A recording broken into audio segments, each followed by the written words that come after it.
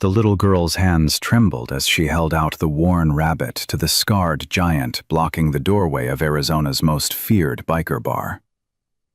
"Please, take my bear. It's all I have left of my daddy." Her voice cracked. "Just save my brother before he kills him." Behind her, the respectable neighborhood that had ignored her screams for months pretended not to see. Inside, leather-clad men went silent, staring at this child offering her last treasure as payment for protection.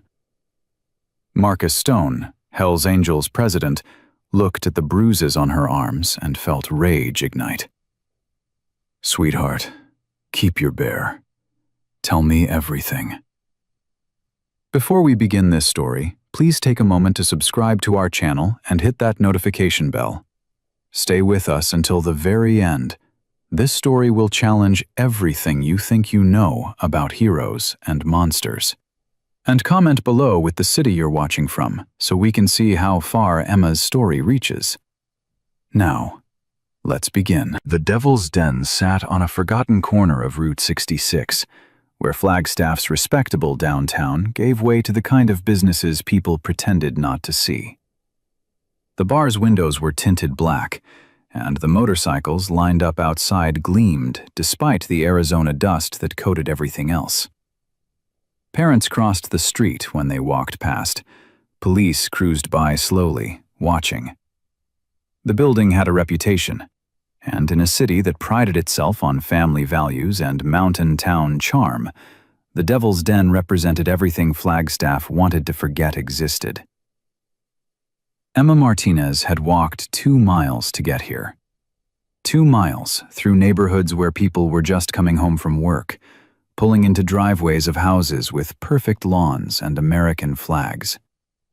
2 miles past the elementary school, where her 3rd-grade teacher had smiled and said, "Emma, we don't make up stories for attention."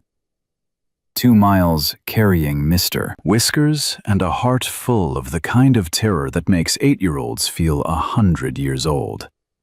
She stood outside the door for 5 full minutes, shaking. The bass from the jukebox inside vibrated through the concrete. Male voices rumbled. Someone laughed, the sound rough and unfamiliar. Emma clutched Mr. Whiskers tighter, feeling the worn fur beneath her fingers, the spot where her father had sewn the ear back on during his last week in hospice. "Daddy," she whispered to the rabbit. "You said to be brave.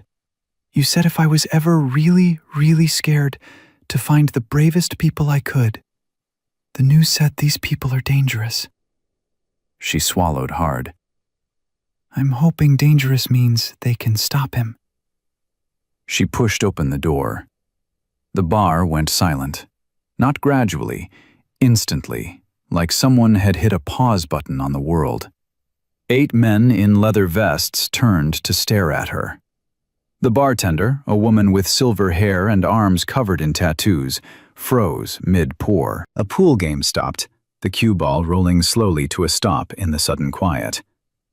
Emma's legs wanted to run. Everything in her body screamed to turn around and leave. But then she thought about Lucas, her 5-year-old brother, and the sound he'd made this morning when Derek grabbed his arm. That small, hurt whimper that Lucas was learning to swallow because making noise made things worse. "I need to hire you," Emma said, her voice smaller than she wanted it to be. "Please, I need to hire you to save my brother." The biggest man stood from a corner table. He was massive, 6'4", maybe 250 pounds of muscle and scars. His hair was long and gray-streaked, pulled back in a ponytail. Tattoos covered every inch of visible skin, words and images Emma couldn't fully see, but that looked dark and intense. His vest said President on one patch and Reaper on another. This was Marcus Stone. She'd done her research at the public library, had looked up Hell's Angels Flagstaff, and found articles about charity rides and bar fights in equal measure. The librarian had asked what she was working on. Emma had lied and said it was for a school project. "Kid," Marcus said, his voice like gravel. "Where are your parents?" "My mom's at home," Emma said. "She's sleeping. She sleeps all the time now since Derek gives her the pills." A woman emerged from behind the bar. She was shorter than Marcus, but something in the way she moved made Emma think of coiled springs. Her vest said "Chains" and "Road Captain." Her dark hair was cut short, and her brown eyes were sharp as they took in every detail of Emma's appearance. "What's your name, honey?" the woman asked, her voice gentler than Emma expected. Emma Martinez.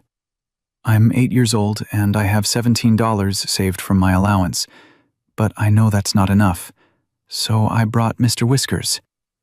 She held up the rabbit. "My daddy gave him to me before he died. He's the most valuable thing I own. Please, I'll give you anything. Derek said something bad is going to happen to Lucas, and nobody believes me. Nobody will listen." Marcus exchanged a glance with the woman. Chains. Something passed between them, some wordless communication that Emma couldn't interpret. Then Marcus crouched down, bringing himself to eye level with her. Up close, his face was weathered, lined with years of sun and wind and life. His eyes were pale blue, startling against his tanned skin. "Emma," he said quietly. "I'm Marcus. This is Sarah. We're going to listen to you, okay? But first, I need you to understand something. You keep Mr. Whiskers. You keep your $17. We don't take payment from kids. Ever." Emma felt tears burn her eyes. "But then how will I know you'll really help? Everyone else said they'd help and then they didn't. They said I was making up stories." "Because we're not everyone else," Sarah said, moving to Marcus's side. "Emma, I used to be a nurse. Do you know what that means?" Emma nodded. "It means I spent years learning to see things other people miss. So I'm going to ask you some questions, and I need you to be completely honest with me. Can you do that?" "Yes." "How long has Derek been living with you and your mom?" 10 months. He moved in after Daddy died. Mommy was sad all the time, and Derek said he could help her feel better." "And your mom," Sarah said carefully. "You said she sleeps a lot?" "She never used to. Before Derek, she was fun. She'd make me and Lucas pancakes shaped like Mickey Mouse, and she'd sing while she did the dishes, and she'd read us stories every night." Emma's voice cracked. "Now she just lies on the couch. Derek says she's sick, that she needs her medicine to feel better, but the medicine just makes her sleep more." Marcus's jaw tightened. Emma saw his hands curl into fists, then deliberately relax. "Emma," he said, "the bruises on your arms. Did Derek do that?" She looked down at her sleeves instinctively. She'd been so careful to keep them covered. "How did you—" "I can see the edges," Marcus said. "I've seen a lot of bruises in my life, sweetheart. I know what they look like." Emma wanted to lie. Derek had told her what would happen if she told. He'd said people would take her and Lucas away and put them in foster care with strangers who didn't love them. He'd said their mother would get in trouble for being a bad parent. He'd said nobody would believe a little girl over a respected bank manager anyway. But Lucas had cried last night. Real crying, not the silent kind he did now. And this morning, Derek had smiled at Emma over breakfast and said, "Your brother's getting too loud, Emma. Something's going to have to be done about that." "Yes," Emma whispered. "Derek did it. And he does worse things to Lucas. And he has cameras in our house. He watches us all the time, and he gives Mommy pills that make her sleep. And he told me if I ever tell anyone, he'll make sure Lucas and me never see Mommy again." Sarah pulled out her phone. Marcus, I'm calling Rita. Who's Rita? Emma asked. My wife, Marcus said. She's a nurse practitioner. She'll know what to do. But Derek said, Emma, look at me. Marcus waited until she met his eyes. Derek is a liar. I know that's scary to hear, because you want to believe adults tell the truth. But some adults are liars, and some adults are predators. And Derek is both. The things he told you about foster care, about your mom getting in trouble, about nobody believing you, those were all lies to keep you scared and quiet. But the teacher didn't believe me, Emma said, her voice rising. I told Mrs. Patterson about the bruises, and she said Derek would never do something like that because he volunteers at our church. And I called that number, the one they tell us about at school for if kids need help. And the lady came to our house, and Derek had cleaned everything, and he made Mommy get up and smile, and the lady looked around and said everything seemed fine. I believe you, Marcus said. Emma stared at him. You do? Every word. And we're going to help you. But I need you to tell me something really important. Is Lucas safe right now? Right this minute? Emma thought about Derek's schedule, the routine she'd memorized out of survival instinct. Derek works until 6. He's always home at 6:15. It's 4:30 now, so Lucas he's home with Mommy, but Mommy's probably asleep. Can Lucas wake her up if he needs to? No, the pills are too strong. I tried this morning when Lucas fell and cut his knee, and Mommy just kept sleeping. Sarah finished her phone call. Rita's coming now. She's bringing documentation supplies and calling in favors with county services. She looked at Marcus. We need Hawk. Marcus nodded and pulled out his own phone. While he made calls, Sarah sat down at the table and gestured for Emma to join her. Emma, I need to look at your arms. Is that okay? Emma hesitated, then nodded. She rolled up her sleeves slowly. The bruises were in various stages of healing: purple-black, green-yellow, faded brown. Finger marks, mostly. Places where Derek had grabbed too hard, held too tight, squeezed until she bit her lip to keep from crying out because crying made it worse. Sarah's expression didn't change, but her eyes went hard. When did these happen? Different times. That one, Emma pointed to her left forearm. That was 3 days ago. I spilled juice at dinner and Derek grabbed me to pull me to the sink. The ones on my right arm are older, maybe a week. I can't always remember. Do you have bruises anywhere else? Emma nodded slowly. My legs, my back sometimes, but those are easier to hide. And Lucas? Worse, Emma whispered. Derek says Lucas is too sensitive, that he needs to toughen up. Last week, Derek locked him in the closet for 2 hours because Lucas cried at dinner. Lucas is 5. He's supposed to cry sometimes. The door burst open, and a woman rushed in, blonde, 40-something, wearing scrubs with cartoon characters on them. Where's the child? Rita, Marcus said. This is Emma. Emma, this is my wife, Rita. She's going to help us. Rita's professional demeanor softened as she looked at Emma. Hi, sweetheart. Sarah told me a little bit about what's going on. I brought my medical kit. Would it be okay if I examined you? Just to make sure you're not hurt anywhere that needs immediate care? I'm okay, Emma said automatically. I know you're tough, Rita said gently. But sometimes we don't realize we're hurt until someone checks. And if we're going to help you and Lucas, we need to document everything. Do you know what that means?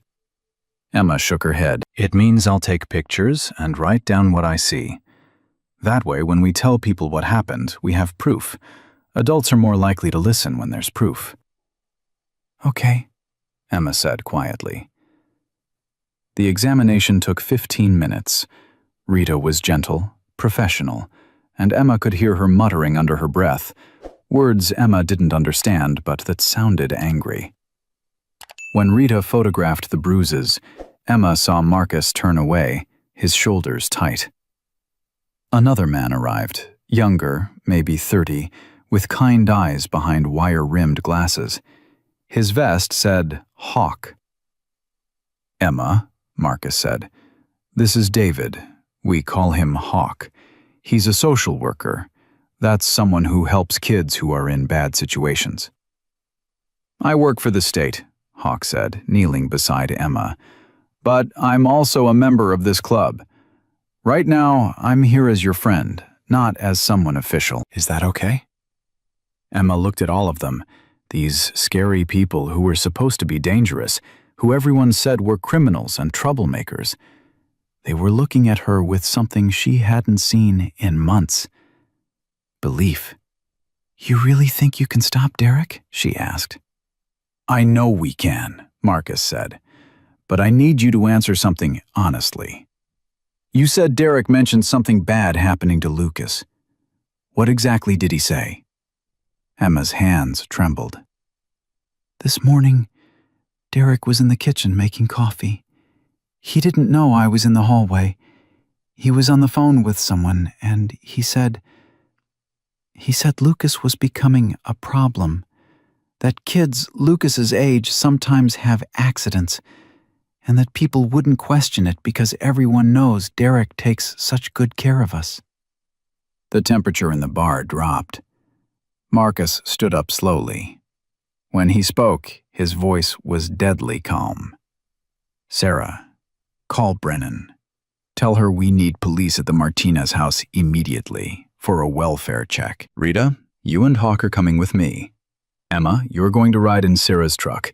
We're going to your house right now. But Derek won't be there yet. You said he's not home until 6:15. It's 4:45 now. We have time. Emma's breath came faster. What if he comes home early? What if he sees you? He'll know I told. Sarah crouched in front of her. Emma, listen to me. Derek is never going to hurt you again. Never going to hurt Lucas again. I promise you that. But we need to move now. What about my mom? We're going to help her too, Rita said firmly. But first, we need to make sure you and Lucas are safe. Emma clutched Mr. Whiskers. Okay, she whispered. Okay. Sarah's truck was a massive black pickup with chrome details. Emma sat in the back seat, clutching her rabbit, watching the familiar streets of Flagstaff pass by in a blur. Behind them, 3 motorcycles followed, Marcus, Rita, and Hawk. Ahead, Sarah drove with the focused intensity of someone on a mission. Sarah? Emma said quietly. Yeah, honey? Why do you all look so scary if you're the good guys? Sarah glanced at her in the rearview mirror. You know what I've learned, Emma? The people who look safe, the ones in nice suits and fancy cars and respectable jobs, they're not always safe. And the people who look dangerous sometimes turn out to be the safest people in the world. Society judges by appearance. We judge by action. Derek looks safe? Exactly. That's how people like Derek operate. They count on everyone judging by appearance instead of behavior. They pulled onto Emma's street, a quiet suburban block with neat houses and well-maintained lawns. Sarah parked 3 houses down from Emma's home, a modest 2-story with pale yellow siding and flower boxes that hadn't been watered in weeks. Marcus pulled up beside them, killing his engine. Through the truck window, Emma watched him survey the house with tactical precision. This wasn't the first time he'd done something like this. She could tell by the way he moved, the way he gestured to Rita and Hawk, positioning them. Emma, Sarah said, I need you to stay in the truck for a minute, okay? We're going to knock on the door, and if your mom answers, we'll explain who we are. You'll be able to see us the whole time. What if Derek comes? Then he's going to find more than he bargained for. Emma watched from the truck as Marcus approached the front door. Rita flanked him on one side, Hawk on the other. They looked like soldiers approaching enemy territory, careful, watchful, ready. Marcus knocked. No answer. He knocked again, louder. Mrs. Martinez? Jennifer Martinez. My name is Marcus Stone. Your daughter Emma asked me to check on you and your son. Still nothing. Marcus tried the doorknob. It was unlocked. Emma saw him exchange glances with Rita, then pushed the door open. Mrs. Martinez, we're coming in. Emma sent us. We're here to help. They disappeared inside. Sarah kept her eyes on the front door, her phone in her hand. Emma, Rita's medical training is good, but just in case, do you know if your mom has been breathing weird? Like really slow or struggling? Sometimes, Emma said. Sometimes she sounds like she's barely breathing at all. Sarah immediately called someone. This is Sarah Rodriguez. We need an ambulance at 2847 Pine Valley Drive. Possible overdose, 2 children in the home, suspected abuse situation. Detective Brennan should be en route. Emma's heart hammered. Is Mommy? We don't know yet, honey, but we're not taking chances. Marcus appeared in the doorway, carrying Lucas. Emma's little brother was awake, but silent, his eyes wide and glassy. His left arm hung at an odd angle. Emma yanked open the truck door and ran. Lucas! Marcus carefully transferred the boy to Rita, who'd brought her medical bag. His arm's injured, looks like a fracture, maybe a day or 2 old. He's nonverbal. Shock, maybe. Or he's been conditioned not to speak. Lucas, Emma said, grabbing her brother's good hand. Lucas, it's okay. These are friends. They're going to help us. Lucas looked at her, then at the scary people surrounding them, then back at Emma.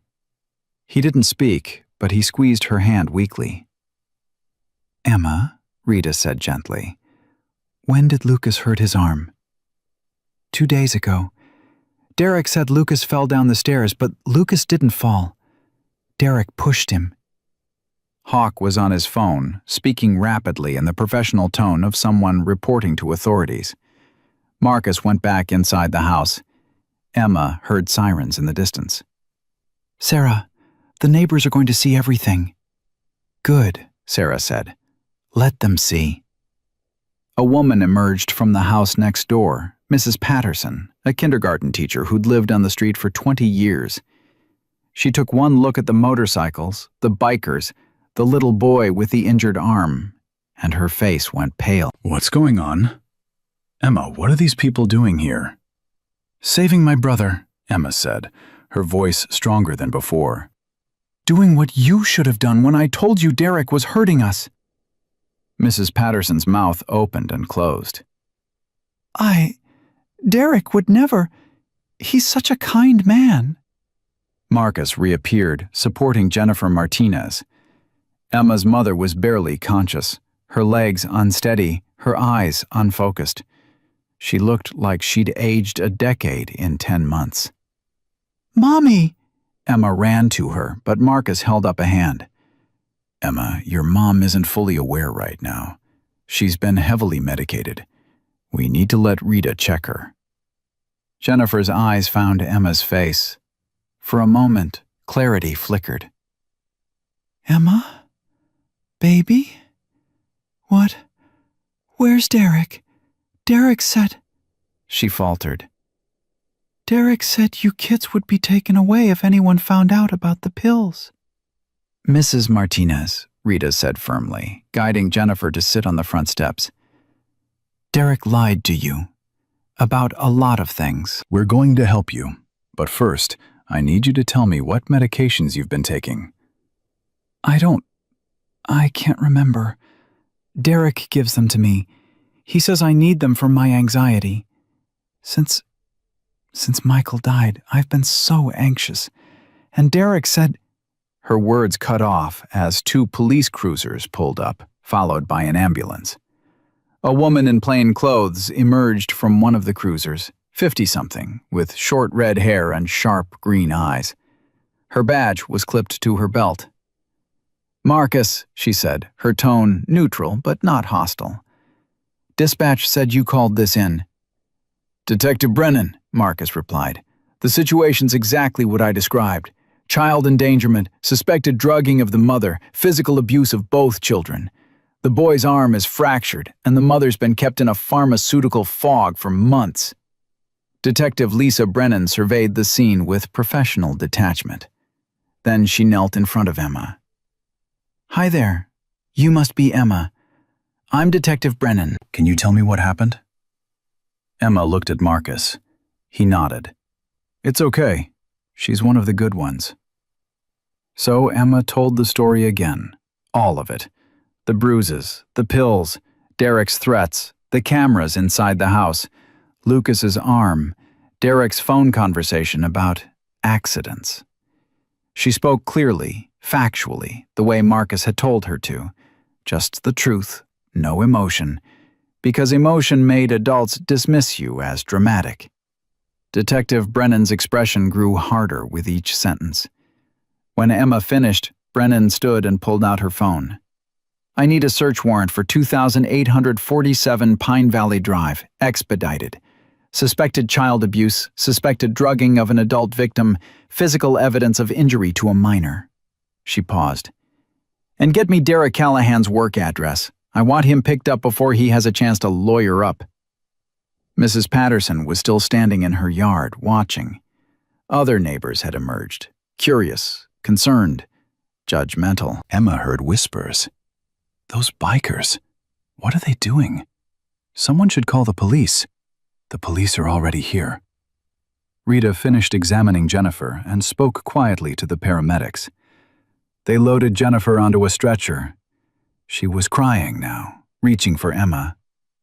"I'm sorry, baby. I'm so sorry. I didn't know. I didn't realize." "Mom," Emma said, her own voice breaking. "I tried to tell you. I know, and I'm so sorry." They took Jennifer to the ambulance. Lucas went with them, Rita accompanying them to the hospital. Hawk stayed with Emma, explaining what would happen next. Interviews, documentation, temporary placement, investigations. Detective Brennan's phone rang. She answered, listened, and her face darkened. "When? Are you sure?" She hung up and looked at Marcus. "Derek Callahan left work an hour ago. Told his manager he had a family emergency. He's in the wind." Emma's blood turned to ice. He knows. He knows I told." "How?" Sarah demanded. "The cameras," Emma whispered. "In the house. If they're connected to his phone, he could have seen you go inside." Marcus's jaw clenched. "How many cameras, Emma?" "I don't know. 5? 6? He said it was for security, but he watches us all the time." Brennan was already on her radio. "All units, be advised. Suspect Derek Callahan is aware of police presence and has fled his workplace. Consider him dangerous. He has a history of manipulation and potential for violence. Approach with caution." Hawk put a hand on Emma's shoulder. "Emma, is there anywhere Derek might go? Anywhere he's mentioned?" Emma thought hard.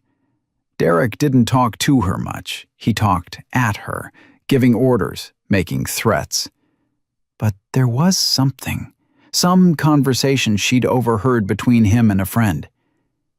"He has a cabin. I heard him tell someone on the phone about a cabin near Sedona where he goes when he needs privacy."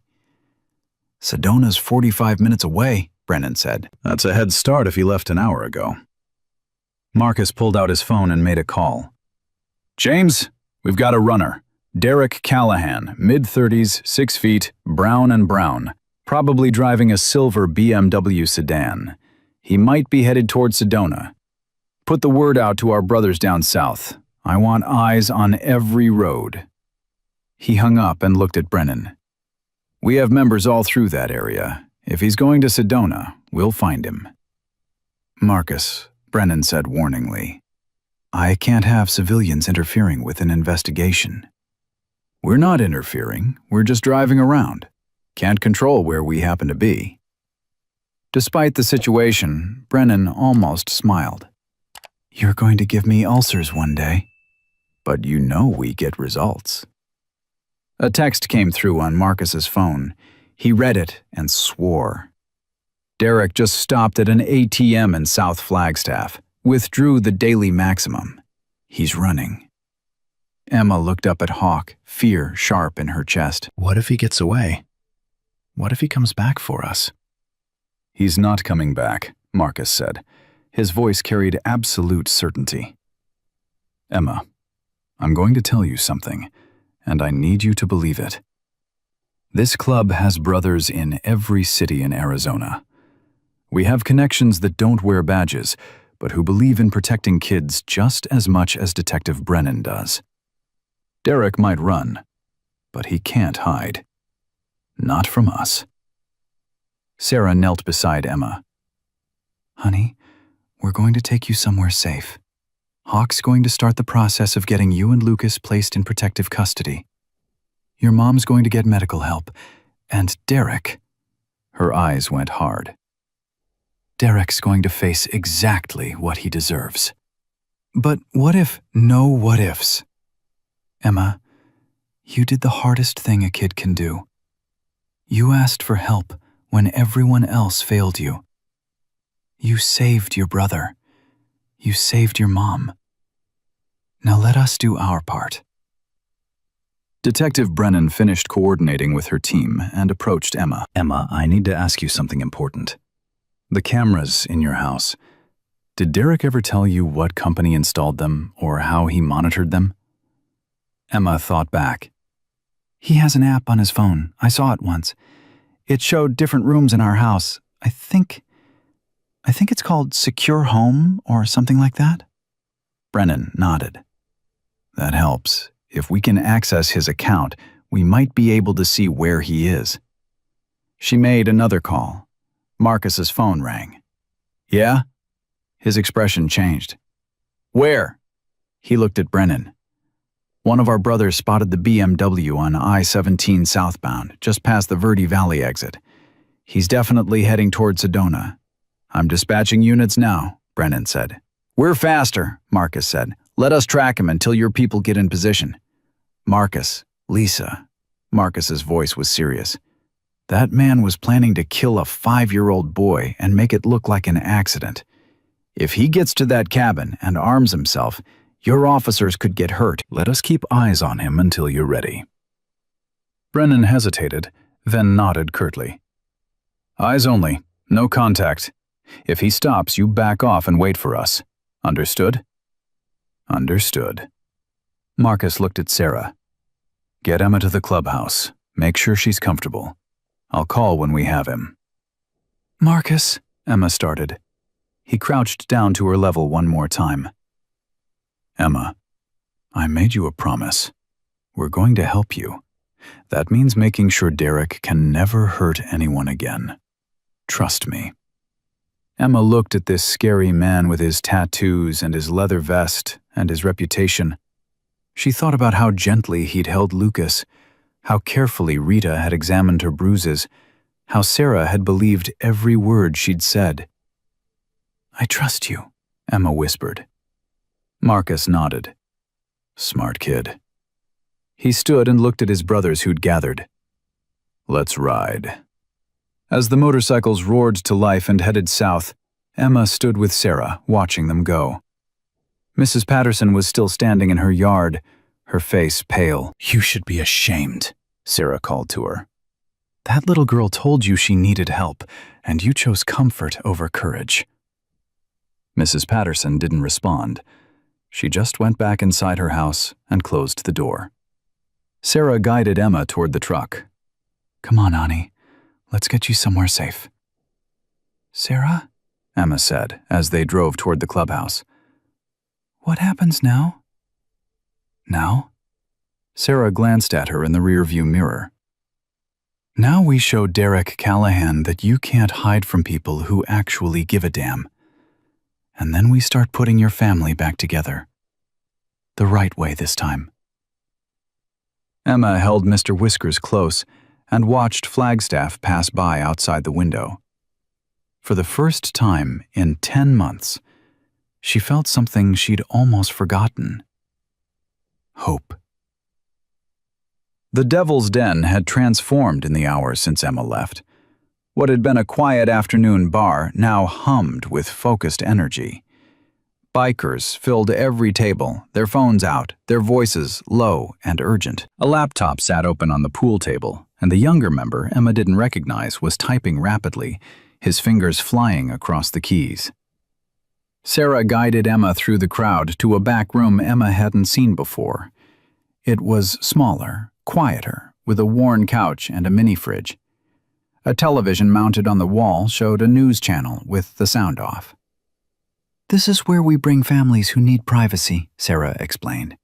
"You'll be safe here. Nobody comes in without my permission." Emma sat on the couch, still clutching Mr. Whiskers. "How long until we know if they found Derek?" "Could be minutes, could be hours. He's got a head start, but Marcus has 70 members spread across northern Arizona right now. Derek's car will be spotted. What if he ditches the car?" Sarah's expression was grim. "Then it gets harder. But Emma, listen to me. Derek doesn't know how to disappear. He's a predator who's used to controlling everything through manipulation and fear." Men like that don't have backup plans for when the world finally sees what they really are.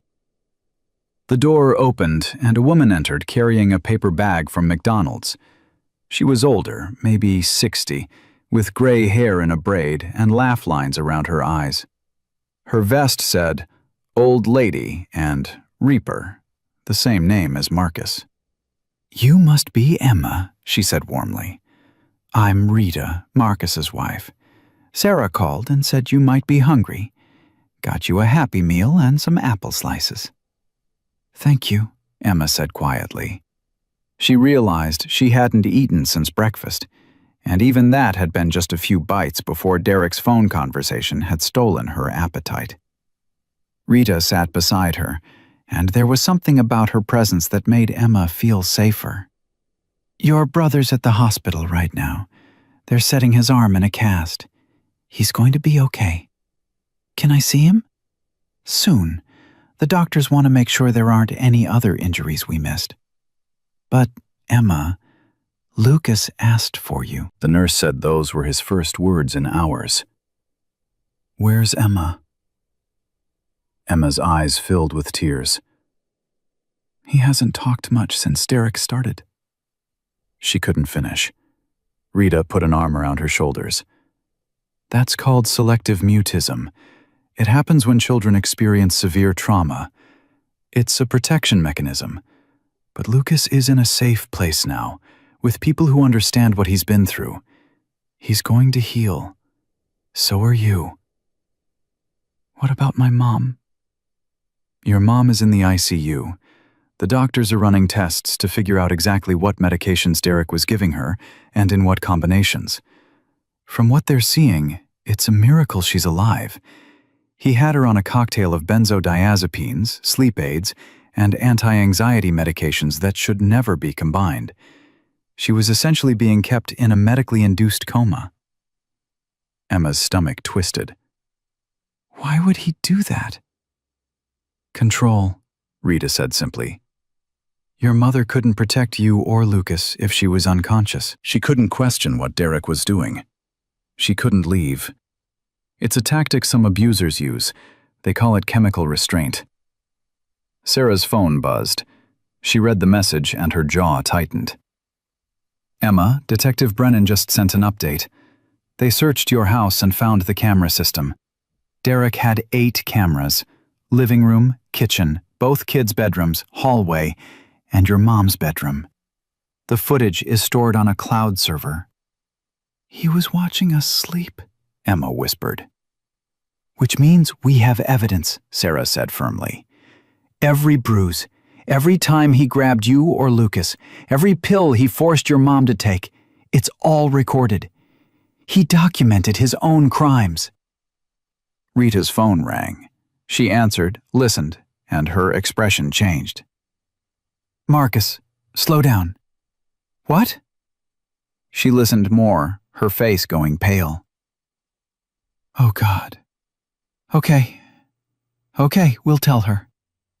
She hung up and looked at Sarah with something that might have been fear. What? Sarah demanded. Derek's not alone. Marcus and the brothers tracked him to a rest stop outside Camp Verde. He met someone there, another man, 40s, driving a white van. They talked for about 10 minutes. Then Derek got in the van and they abandoned his BMW. Who's the other man? They don't know yet, but Brennan's running the van's plates now. Rita looked at Emma. Honey, did Derek ever mention friends? Anyone he was close to? Emma thought hard. He didn't have friends come over, but he was on the phone a lot. Sometimes he'd talk to someone named Grant. And once I heard him mention someone called Kevin. Sarah was already texting this to someone. Last names? Anything? No, just those names, but Emma remembered something. Once Derek was showing my mom something on his laptop. She was more awake that day, and she asked what he was looking at. He closed it really fast and said it was a support group for parents of difficult children. But I saw the screen for just a second. It wasn't a support group. It was some kind of forum with weird symbols. Rita and Sarah exchanged glances. What kind of symbols? Rita asked carefully. I don't know. They looked kind of like codes? Letters and numbers mixed together. It scared me, but I didn't know why. Sarah stepped outside the room. Through the door, Emma heard her voice urgent and low. When she came back, her expression was grave. Emma, I need you to think very carefully. Did Derek ever take pictures of you or Lucas? Not family photos. Pictures that felt wrong. Emma's blood ran cold. Once, he said he was documenting Lucas's bruises to show the doctor, to prove Lucas was clumsy. But the way he did it, Lucas had to take off his shirt, and Derek took pictures from different angles. It felt bad, wrong. I asked why we needed so many pictures, and Derek got angry. He said I was too young to understand medical documentation. Rita closed her eyes. Sarah, we need to tell Brennan immediately. This isn't just domestic abuse. What is it? Emma asked, fear sharp in her voice. Sarah knelt in front of her. Emma, we think Derek might be part of a network. A group of men who hurt children and share information about how to do it without getting caught. The forum you saw? That's consistent with how these networks operate online. Emma felt sick. Lucas. Oh God, Lucas. Lucas is safe, Rita said firmly. He's in a hospital with security, and we've already notified them that no one except authorized medical personnel and law enforcement gets near him. Derek can't touch him. But if Derek's with someone else, someone who helps him, that's why Marcus and 40 other brothers are tracking them right now, Sarah said. And that's why this just became federal. These networks cross state lines, which means FBI jurisdiction. The door opened and the young man from the pool table entered, his laptop under his arm. Sarah, you need to see this. He opened the laptop and turned it so they could see the screen. It showed a map with multiple red dots moving along highways. These are our brothers' locations. The green dot is the white van. One of our guys has a tracker on it from when Derek transferred vehicles. And this... He clicked something and a blue dot appeared. This is Derek's phone signal. He hasn't turned it off yet, which means he's either stupid or he wants to be found. Where are they headed? Sarah asked. Southeast. If they stay on this route, they're going toward Phoenix. But there's something else. He pulled up another screen. I did some digging into that license plate. The van's registered to a Kevin Marsh, address in Tempe. But get this. Kevin Marsh's name appears in a sealed court document from 2019. Suspicion of child exploitation. Charges dropped due to insufficient evidence. Rita swore. Derek found someone like him. Emma's hands were shaking. What do they do? These networks, what do they do? Sarah took her hands gently. They hurt children, Emma. And they help each other get away with it. They share tactics. They coach each other on how to manipulate social services, how to gaslight victims. They're organized and smart and absolutely evil. But Lucas and I got away, Emma said. We're safe now, right? You're safe, Rita confirmed. But Derek's phone calls, his emails, his forum posts, all of that is evidence that could help find other children who are still in danger. Do you understand? By being brave enough to ask for help, you didn't just save yourself and Lucas. You might save dozens of other kids. Sarah's phone rang. She answered, and her face went hard. Where? How many? She listened, then looked at Emma with something like fury and pride mixed together. Emma, Marcus just confirmed something. That rest stop where Derek met Kevin? Surveillance cameras caught their conversation. Derek was panicking, saying his situation had been compromised. Kevin told him not to worry, that they had protocols for this, and that there were 3 other brothers who could provide safe houses. 3 other men like Derek, Emma said, understanding dawning. At least 3 that we know about. But here's what Derek doesn't know. Every second he's on the move, he's being tracked. Every person he contacts is being identified. Every digital footprint is being mapped. He thinks he's escaping. What he's actually doing is leading us to his entire network. Rita's phone rang. She answered, and Emma watched her face cycle through emotions. Shock, disgust, determination. Send it to Brennan immediately. And Marcus needs to see this before he does something that lands him in jail. She hung up and looked at Sarah. The FBI accessed Derek's cloud storage. The cameras in Emma's house, they were feeding to a private server.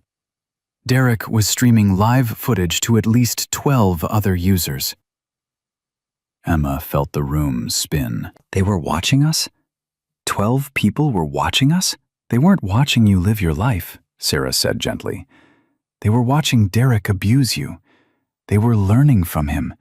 And now, every single one of those 12 users is going to be identified and arrested.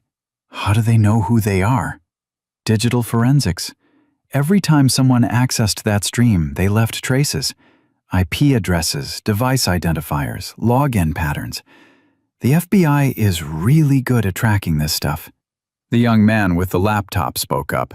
We're not bad at it either. I've already identified 3 of the users. One's in Tucson, one's in Albuquerque, and one's in Las Vegas. Sending the information to the club chapters in those cities now. Jack, Sarah said warningly, we're working with law enforcement on this. You can't just— I'm not doing anything illegal, Jack said calmly. I'm just noticing that certain individuals have searchable social media profiles and public addresses. What our brothers do with publicly available information is their business. Rita shook her head, but didn't argue. Emma, you need to understand something. What's happening right now? It's bigger than just Derek. You opened a door that's going to lead to a lot of bad people facing consequences. But that also means there are going to be more questions, more interviews, more people who want to talk to you. I don't want to talk about it anymore, Emma said, her voice small. I just want Lucas to be okay. I want my mom to wake up. I want to feel safe. You will, Rita promised. All of those things will happen. But first, we have to finish what you started. Sarah's phone buzzed with a text. She read it and stood abruptly. Derek and Kevin just pulled off I-17 at the Cordis Junction exit. They're heading toward the back roads. Marcus thinks they're going to try to lose the tail by going off-grid. Those roads go through the middle of nowhere, Rita said. Miles of desert with no cell service. Which is why Marcus is calling in support from the Phoenix chapter. They're going to set up a perimeter. Derek and Kevin will have to come out eventually, and when they do, we'll be waiting. Emma stood up. I want to go. Absolutely not, Rita said immediately. He's running because of me. I should— Emma, you're 8 years old, Sarah said firmly but kindly. You've been braver than most adults will ever be. But this part, the chase, the arrest, whatever happens next, that's for us to handle. Your job is to be safe so that when Lucas wakes up and asks for you, you're there. What if Derek gets away? He won't. But what if— Sarah knelt down and took both of Emma's hands. Emma, look at me. I've been riding with this club for 15 years. I've seen Marcus track men across 3 states. I've watched this brotherhood move mountains when kids were in danger. Derek Callahan is not getting away. That's not hope talking. That's experience. The door burst open, and a man Emma recognized from earlier, Hawk, the social worker, entered with a woman in a business suit. Emma, this is Patricia Woodward. She's from Child Protective Services. Patricia had kind eyes and graying hair pulled back in a bun. She sat down and smiled gently at Emma. Hi, Emma. I know you've had a really long day. I'm here to talk about what happens next for you and Lucas. Are you going to take us away? Emma asked, fear creeping back. I'm going to make sure you're safe, Patricia said. Right now, your mom is in the hospital getting treatment. She can't take care of you and Lucas until she's better. That means you need somewhere to stay temporarily. I want to stay with Sarah and Marcus. Patricia glanced at Sarah, then back to Emma. The Stones have been approved as emergency foster parents before. If they're willing, and if you're comfortable with that, we can arrange it. We're willing, Sarah said immediately. Both of you? Patricia asked. Marcus and I discussed it before all this started, Sarah said. We have 3 spare bedrooms. Our kids are grown. We've been through the training and background checks. Emma and Lucas can stay with us as long as they need to. Emma felt something loosen in her chest. Really? Really, Sarah confirmed. You think I'd let you go through all this and then ship you off to strangers? You're family now, kid. That's how this club works. Patricia made notes on her tablet. I'll need to do a home inspection, but given the circumstances and the ongoing threat from Derek Callahan, I'm authorizing emergency placement effective immediately. Emma will stay with Sarah until we can arrange for Lucas to be discharged from the hospital. What about my mom? Emma asked. Your mom's situation is more complicated, Patricia said honestly. She's not in trouble. We understand she was a victim too, but she's going to need extensive treatment and therapy before she can care for you again. That could take months. Will I be able to see her? Yes. Once the doctors clear her for visitors, we'll arrange supervised visits. Your mom loves you, Emma. What Derek did to her, keeping her drugged, isolating her from support systems, that wasn't her fault. But it did prevent her from protecting you, and we need to make sure she's healthy and stable before you go back home. Emma nodded slowly. Okay. Hawk's phone rang. He answered, listened, and his expression changed. They did what? He listened more. Jesus Christ. Okay, keep me updated. He hung up and looked at Sarah. Marcus and the brothers cornered Derek and Kevin on a Forest Service road about 15 miles outside Cordis Junction. When they realized they were boxed in, Kevin tried to ram through the motorcycles. Marcus and 3 others had to dive off the road. Are they hurt? Sarah demanded. Bruised, pissed off, but okay. Derek and Kevin's van crashed into a tree when Kevin overcorrected. Both of them are injured, but mobile. They ran into the forest. The forest, Rita repeated. In October, at night, with no supplies. Yep, and now there are 50 Hells Angels and 24 law enforcement officers conducting a manhunt. Sarah's jaw was tight. Marcus better not do anything stupid. He's Marcus, Hawk said dryly. Stupid is relative. Emma felt tears sting her eyes. This is my fault. Marcus got hurt because— Stop, Rita said firmly. Marcus got hurt because he chose to stop two predators from escaping. That's his choice, his honor. You don't get to take responsibility for Derek's actions or Marcus's decisions. You're 8 years old, Emma. The only thing you're responsible for is being brave enough to ask for help. Patricia stood. Emma, I need to go file the emergency placement paperwork. You're going to stay here with Sarah and Rita until I get back, okay? Then we'll get you settled at the Stones' house. After Patricia left, the room fell into tense silence. Sarah paced. Rita checked her phone obsessively. Emma sat on the couch, holding Mr. Whiskers, trying not to imagine Derek and Kevin lost in the dark forest, planning their next move. Sarah, Emma said quietly. What happens if they don't find Derek tonight? They will. But if they don't? Emma, those men are running through unfamiliar terrain with no light and no supplies. Marcus grew up in these mountains. Half the brothers with him are former military with tracking experience.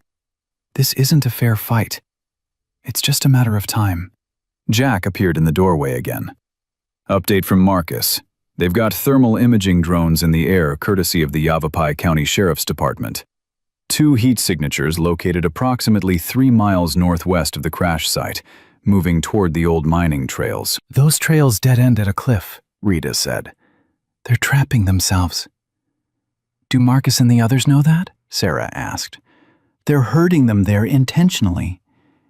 Emma stood up. I need to know what happens. When they find Derek, I need to know right away. You will, Sarah promised. The second we hear anything, you'll know. The next 2 hours were the longest of Emma's life. She tried to eat the Happy Meal Rita had brought, but her stomach was in knots. She tried to watch TV, but couldn't focus. She held Mr. Whiskers and thought about Lucas in the hospital, about her mom in the ICU, about Marcus and the others hunting Derek through the dark forest. Finally, Rita's phone rang. She answered, and her whole body relaxed. Thank God. Are they? Okay, we'll tell her. She hung up and looked at Emma with a smile. They got them. Both of them. Derek and Kevin are in custody. Emma felt her legs go weak. Really? Really? The drones tracked them to a dead end on the mining trail. They tried to climb down the cliff face, and Kevin fell, broke his leg. Derek stayed with him. Honor among predators, I guess. And by the time they realized they should keep running, Marcus and Detective Brennan had them surrounded. Is Derek hurt? Scraped up, dehydrated, terrified, but not seriously injured, which means he's going to face trial for everything he did. Sarah pulled Emma into a hug. It's over, honey. Derek can't hurt you anymore. He can't hurt Lucas. He can't hurt anyone. Emma buried her face in Sarah's shoulder and finally let herself cry. Not the silent tears she'd learned to hide from Derek, but real sobs that shook her whole body. Sarah held her and rocked her gently, and Rita rubbed her back. And for the first time in 10 months, Emma felt safe enough to fall apart. When the tears finally subsided, Emma pulled back and wiped her eyes. Can I see Lucas now? Let's call the hospital, Rita said. 5 minutes later, they had confirmation that Lucas was awake, stable, and asking for Emma.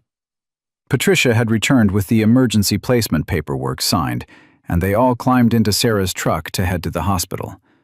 The drive took 20 minutes. Emma stared out the window at Flagstaff's lights, thinking about how different the world looked now than it had this morning. This morning, she'd woken up in fear, not knowing if Lucas would survive the day. Now, Derek was in handcuffs, her mom was getting help, and she was going to see her brother in a place where no one could hurt them. At the hospital, a security guard checked their IDs before letting them onto the pediatric floor. Lucas was in a private room at the end of the hall. A nurse stood outside his door. He's been asking for his sister, the nurse said with a smile. He'll be so happy to see you. Emma pushed open the door. Lucas was in the hospital bed, his left arm in a bright blue cast, his face pale but alert. When he saw Emma, his whole face lit up. "Emma." His voice was hoarse but clear. "You came." Emma ran to the bed and hugged him carefully, mindful of his injuries. Of course I came, Luke. I'll always come when you need me. "The doctors said Derek can't find us here," Lucas said. "They said we're safe now. Is that true?" It's true. Derek's been arrested. He's never going to hurt us again. Lucas's eyes filled with tears. Promise? I promise. He hugged her tighter. I was so scared, Emmy. When he grabbed my arm, I thought. I know, me too. But it's over now. We're safe. Sarah and Rita stood in the doorway, giving them privacy. Emma saw Sarah wipe her eyes quickly, and even Rita looked emotional. A doctor entered, young, female, with a gentle smile. Emma? I'm Dr. Patel. I've been taking care of Lucas. Can we talk for a minute? Emma nodded and followed Dr. Patel into the hallway, keeping the door cracked so she could still see Lucas. Your brother is going to be okay, Dr. Patel said. The fracture was clean, and it should heal completely in about 6 weeks. But Emma, we found other injuries, older bruises, evidence of previous trauma. I need to ask, how long has this been going on? Since Derek moved in. About 10 months. Dr. Patel's jaw tightened. I'm so sorry no one listened to you sooner. The good news is that children are remarkably resilient. With proper care and therapy, Lucas will heal, both physically and emotionally. So will you. When can Lucas leave the hospital? Tomorrow, probably. We want to keep him overnight for observation, but if everything looks good in the morning, he can go home with you and Sarah. And our mom? Your mom is still in the ICU, but she's stable. The medications Derek was giving her, it's going to take time for her body to process them out of her system. But she's strong, Emma. She's going to fight her way back. Emma nodded, feeling tears threaten again. Can I stay with Lucas tonight? Absolutely. There's a cot in his room. You can sleep right next to him. That night, Emma lay on the cot next to Lucas's hospital bed, listening to her brother's steady breathing. Sarah had gone home to prepare the house for them, but Rita stayed, dozing in the chair by the window. Emma thought about the day that had started with terror and ended with hope. She thought about Marcus and the brothers who'd risked themselves to track down Derek. She thought about Sarah and Rita, who'd welcomed her into their family without hesitation. She thought about Detective Brennan, who'd believed her when others hadn't. Emmy? Lucas's voice was sleepy. Are you awake? Yeah, Luke. I'm here. Will we ever go home? To our real home with Mom? Emma thought about their yellow house with the dead flowers in the window boxes, about the cameras Derek had installed, about all the fear those rooms held. Someday, she said finally. When Mom's better, and when that house doesn't feel scary anymore. But Luke, I think maybe we're already home, with people who actually care about keeping us safe. The motorcycle people? Yeah, the motorcycle people. Lucas was quiet for a moment. Then he said, I like them. They're scary looking, but they're nice. They're the best kind of scary, Emma agreed. The kind that keeps bad people away. Lucas yawned. Will you still be here when I wake up? Always, little brother. Always. He fell asleep within minutes, his breathing evening out. Emma stayed awake longer, holding Mr. Whiskers, thinking about what Sarah had said. Family wasn't always blood. Sometimes it was the people who showed up when everyone else walked away. Tomorrow would bring new challenges, interviews with social workers, questions from therapists, the long process of healing from trauma. But tonight, Emma and Lucas were safe. Their predator was in custody. Their network was being dismantled. And somewhere in the darkness, 50 bikers on motorcycles were riding home, satisfied with a job well done.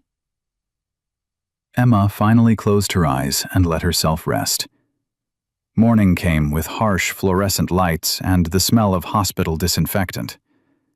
Emma woke to find Lucas already awake, staring at his blue cast with something between fascination and sadness. "Does it hurt?" she asked quietly. "Not really. They gave me medicine." He traced the edge of the cast with his finger. "Emmy, what if the kids at school make fun of me?" "They won't." "But what if they ask how I broke it?" Emma sat up on the cot, pushing her tangled hair out of her face. "Then you tell them the truth, that someone hurt you, but now you're safe." Lucas's eyes went wide. "I can say that? I can tell people?" "Yeah, Luke. We don't have to keep Derek's secrets anymore." The door opened, and Dr. Patel entered with a clipboard and a warm smile. "Good morning, Martinez family." Lucas, how are you feeling? "Okay," Lucas said softly. "Pain level, 1 to 10? "Maybe 3. "That's normal. The medicine should keep it manageable." Dr. Patel checked his chart. "Your vitals look good. If you can eat breakfast and keep it down, I don't see any reason you can't be discharged this afternoon." "Really?" Emma felt hope surge through her chest. "Really. Sarah Stone called earlier. She's got your rooms ready, and she's already coordinated with the pediatric therapist we recommended. You're going to have a lot of support, Lucas." After Dr. Patel left, a breakfast tray arrived. Scrambled eggs, toast, apple juice. Lucas picked at it nervously until Emma took a bite of her own food and made exaggerated yum sounds that got him to smile. They were halfway through breakfast when Rita appeared in the doorway, not alone. Behind her stood a man in a dress shirt and tie carrying a leather messenger bag. He had kind eyes behind wire-rimmed glasses and the tired look of someone who'd been up most of the night. "Emma, Lucas," Rita said. "This is Agent Michael Torres from the FBI. He needs to talk to you about Derek and Kevin." Emma's stomach clenched. "Now?" "I know the timing isn't great," Agent Torres said, pulling a chair closer to the bed. "But time is critical in these investigations. The sooner we can document what happened to you, the stronger the case we can build, not just against Derek and Kevin, but against everyone in their network." "How many people are in the network?" Emma asked. Torres hesitated, then seemed to decide honesty was better than protection. "We've identified 17 individuals so far, 12 who accessed Derek's camera feeds, plus Derek, Kevin, and 3 others they communicated with regularly. But that number could grow as we dig deeper into their communications." Lucas's hand found Emma's. 17 bad people? 17 people who hurt kids or helped others hurt kids, Torres said gently. "But here's what I need you to understand. Every single one of them is going to face consequences because you two were brave enough to ask for help. Without you, Emma, we never would have found this network. These predators would still be operating." "I just wanted Derek to stop hurting Lucas," Emma whispered. "And by stopping Derek, you're stopping all of them. That's the power of speaking up." Rita squeezed Emma's shoulder. "Agent Torres is good at his job, honey. He's helped a lot of kids. You can trust him." Torres opened his messenger bag and pulled out a tablet. "I'm going to record our conversation if that's okay. Not video, just audio. And Emma, if at any point you need to stop, we stop. No questions asked, okay?" Emma nodded. Let's start with when Derek first moved in. Can you tell me what that was like? For the next hour, Emma recounted everything. Dear's initial charm, how he'd slowly isolated their mother. The first time he'd grabbed Emma too hard and left bruises. Lucas's growing silence. The cameras. The pills. The threats. Torres asked careful questions, never pushing too hard, always giving her space to pause when emotions threatened to overwhelm her. Lucas listened to his sister's testimony with tears streaming down his face. When Torres turned to him, Lucas's voice was barely audible. He said I was too sensitive, that real boys don't cry, that if I didn't toughen up, something bad would happen to me. What kind of bad thing? Torres asked gently.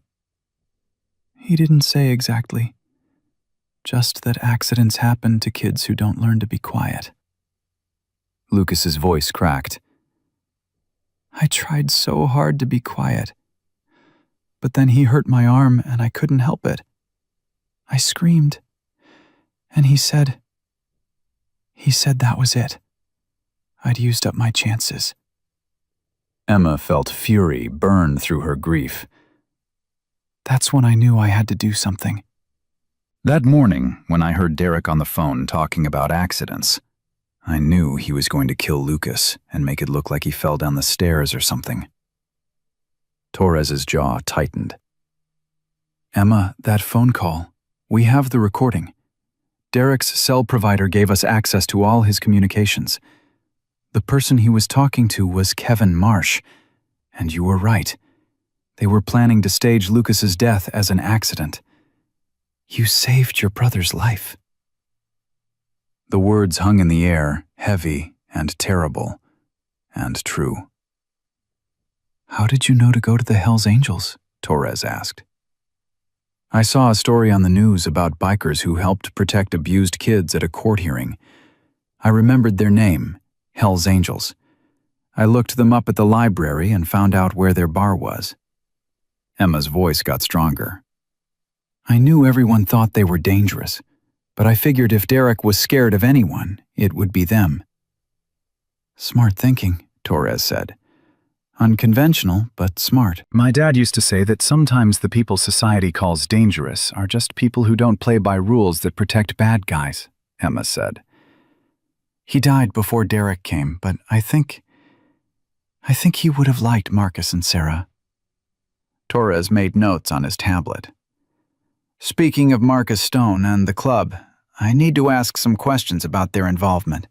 Not because they're in trouble, he added quickly, seeing Emma's expression, but because their actions are part of the case record. They saved us, Emma said fiercely. Everyone else, teachers, neighbors, social workers, everyone said I was lying or dramatic or looking for attention. Marcus believed me in 5 minutes. I know, and that's going in my report. But I need to document the timeline. When you arrived at the bar, what you told them, how they responded, their decision to investigate. Emma walked him through it again, offering Mr. Whiskers as payment, Marcus's immediate response, Sarah's medical assessment, the discovery of Jennifer unconscious, and the cameras hidden throughout the house. Torres asked about Detective Brennan's involvement, about the moment Derek realized he'd been exposed, about the manhunt through the forest. Emma, I need to tell you something about that manhunt, Torres said carefully. When we arrested Derek and Kevin, they were both injured, dehydrated, bruised, Kevin with a broken leg. Derek's lawyer is already claiming the Hells Angels used excessive force, that his clients were assaulted. Emma's eyes went wide. That's not true. Derek and Kevin ran away. Marcus was just trying to stop them. I know, and the evidence supports that. Dashcam footage from police vehicles, statements from law enforcement on scene, the fact that Derek and Kevin crashed their own vehicle trying to escape. But I want you to be prepared. Derek's defense strategy is going to be to paint himself as the victim and to discredit everyone who helped you, including the club. How can he say he's the victim? Lucas asked, his voice rising. He broke my arm. Because predators are very good at manipulation, even in court, Torres said. But here's what they're not good at: lying when there's video evidence. Remember those cameras Derek installed? He recorded himself committing crimes. His own footage is going to convict him. Rita's phone buzzed. She read the message and looked at Torres. Jennifer Martinez is awake and asking for her children. The doctors say she's lucid and stable enough for a short visit. Emma's heart leapt.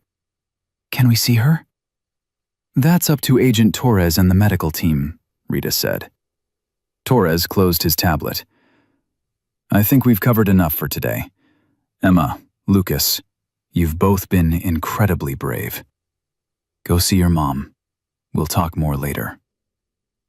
Jennifer's room was 2 floors up in the ICU. A nurse escorted them, explaining in a gentle voice that Jennifer was still very weak, that she might not look the same as Emma remembered, that the visit needed to be brief. Nothing prepared Emma for what she saw when they entered the room. Her mother looked skeletal, her cheeks hollow, her skin gray. IVs ran from both arms, and monitors beeped steadily beside the bed.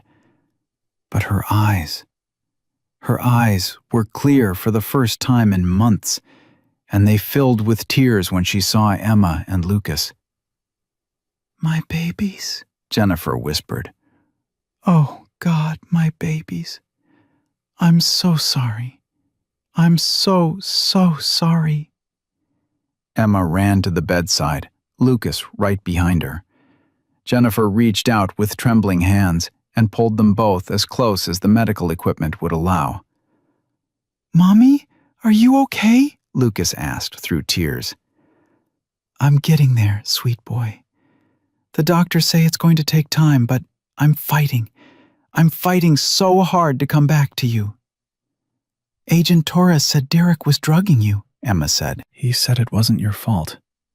It was my fault that I didn't see it sooner, Jennifer said, her voice breaking. It was my fault that I let him into our lives, that I trusted him, that I didn't protect you when you needed me most. Emma, you tried to tell me. You tried so many times, and I didn't listen. You couldn't listen, Emma said. The pills made you sleep. But before the pills, when he first moved in, when he first started isolating us from friends and family, I should have seen the signs. Your father would have seen them. Michael would have protected you. Dad's gone, Mom. You were grieving, and Derek took advantage of that. That's what predators do. Emma was crying now, too. But you're going to get better, right? You're going to come home? Jennifer's tears fell faster. Baby, it's not that simple. The doctors say I was given medications that can cause dependency. I need to go through treatment, therapy, maybe months of rehabilitation. And then social services has to evaluate whether I'm capable of caring for you. But we're your kids, Lucas said, confused. You're supposed to take care of us. And I will, sweetheart. I will. But right now, I need to take care of myself first, so that I can be the mother you deserve. Do you understand? Lucas nodded slowly, though Emma could see he didn't fully understand. Where are you staying? Jennifer asked. With Sarah and Marcus Stone, Emma said. They're from the Hells Angels. They're the ones who stopped Derek. Jennifer's expression was complicated. I heard. The police told me. Emma, I need you to be honest with me. Do you feel safe with them? Safer than I felt in months. They're not. They haven't. Mom, they're good people. I know everyone says bikers are dangerous, but they're not. Or maybe they are dangerous, but only to people who hurt kids.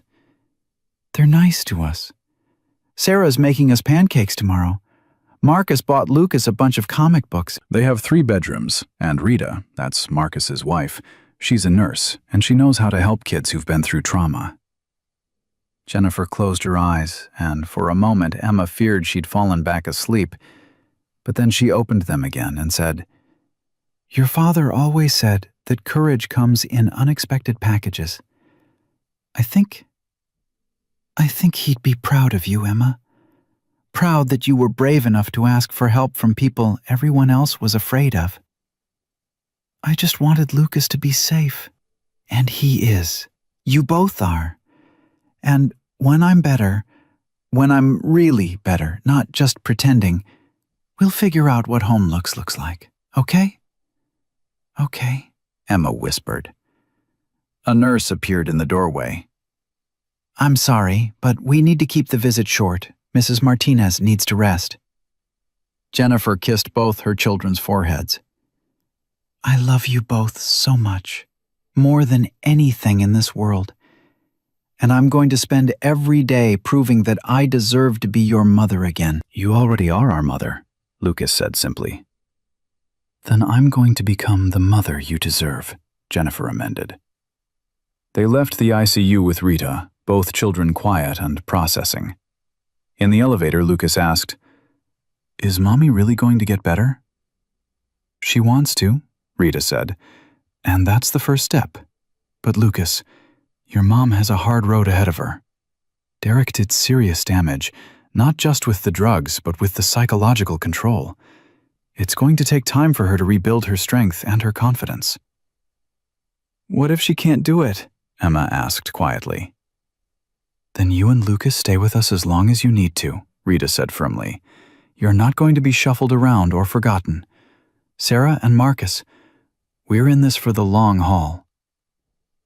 Back in Lucas's hospital room, they found Sarah waiting with discharge papers and a bag of clothes from Target. New outfits for both kids, since their belongings were still at the house social services had deemed a crime scene. "Ready to blow this popsicle stand?" Sarah asked with a grin. Lucas managed a small smile. "What's a popsicle stand?" "It's something my mom used to say. Means, let's get out of here." Sarah helped Lucas into a wheelchair, hospital policy for discharge, and gestured to Emma. "You ready to see your new temporary digs?" The drive to the stone house took 15 minutes. It sat on the outskirts of Flagstaff, a sprawling ranch-style home with a wrap-around porch and views of the San Francisco peaks in the distance. The driveway held 2 motorcycles, a truck, and an SUV. Inside, the house smelled like coffee and cinnamon. The living room was comfortable and lived in, with worn leather furniture and walls covered in family photos and club memorabilia. A black lab mix bounded up to greet them, tail wagging furiously. "That's Shadow," Sarah said. "He's friendly but enthusiastic. Shadow, gentle. These kids have been through a lot." Shadow immediately calmed, approaching slowly and sniffing Lucas's cast with concern. "He's checking your injury," Sarah explained. "Labs are intuitive like that. He'll probably sleep outside your door tonight, keeping guard." Marcus emerged from the kitchen wearing an apron that said, "Kiss the cook, or don't, I'm not your boss." The juxtaposition of his tattooed, intimidating appearance and the cheerful apron made Emma almost smile. "Hey kids," he said. "Got your room set up. Emma, you're in the blue room at the end of the hall. Lucas, you're in the green room right next door. Bathrooms between them. House rules, you don't have to knock if you need us in the night. Doors always open. Literally, we keep our bedroom door open in case you need help." "Also," Sarah added, "no scary movies, no going outside after dark without telling us, and you have to at least try new foods before deciding you hate them. Other than that, pretty relaxed around here." "What about school?" Emma asked. "We'll figure that out tomorrow," Sarah said. "Today is about settling in and resting. You've been through hell. You're allowed to just exist for a day without pressure." Lucas was staring at Shadow, who'd settled at his feet. "Can I pet him?" "He'd be offended if you didn't," Marcus said. Emma watched her brother carefully stroke the dog's soft ears, and something in her chest loosened slightly. They weren't home, Not their old home, anyway. But this place felt safe in a way their yellow house never had, even before Derek. Sarah showed them to their rooms. Emma's had a double bed with a purple comforter, a desk, a bookshelf already stocked with books ranging from chapter books to YA novels. The window looked out over the mountains. Marcus's daughter loved purple, Sarah said softly. This was her room when she visited. She's grown now, living in California, but she wanted you to know you could use her things. Clothes in the closet, books on the shelf, art supplies in the desk. It's all yours. Where do I put Mr. Whiskers? Emma asked. Wherever makes you feel safest. Some kids like their stuffed animals on the bed. Some like them on the desk where they can see them. It's your choice. Emma placed Mr. Whiskers on the pillow, then changed her mind and moved him to the desk. I want him to watch over the room. Good call.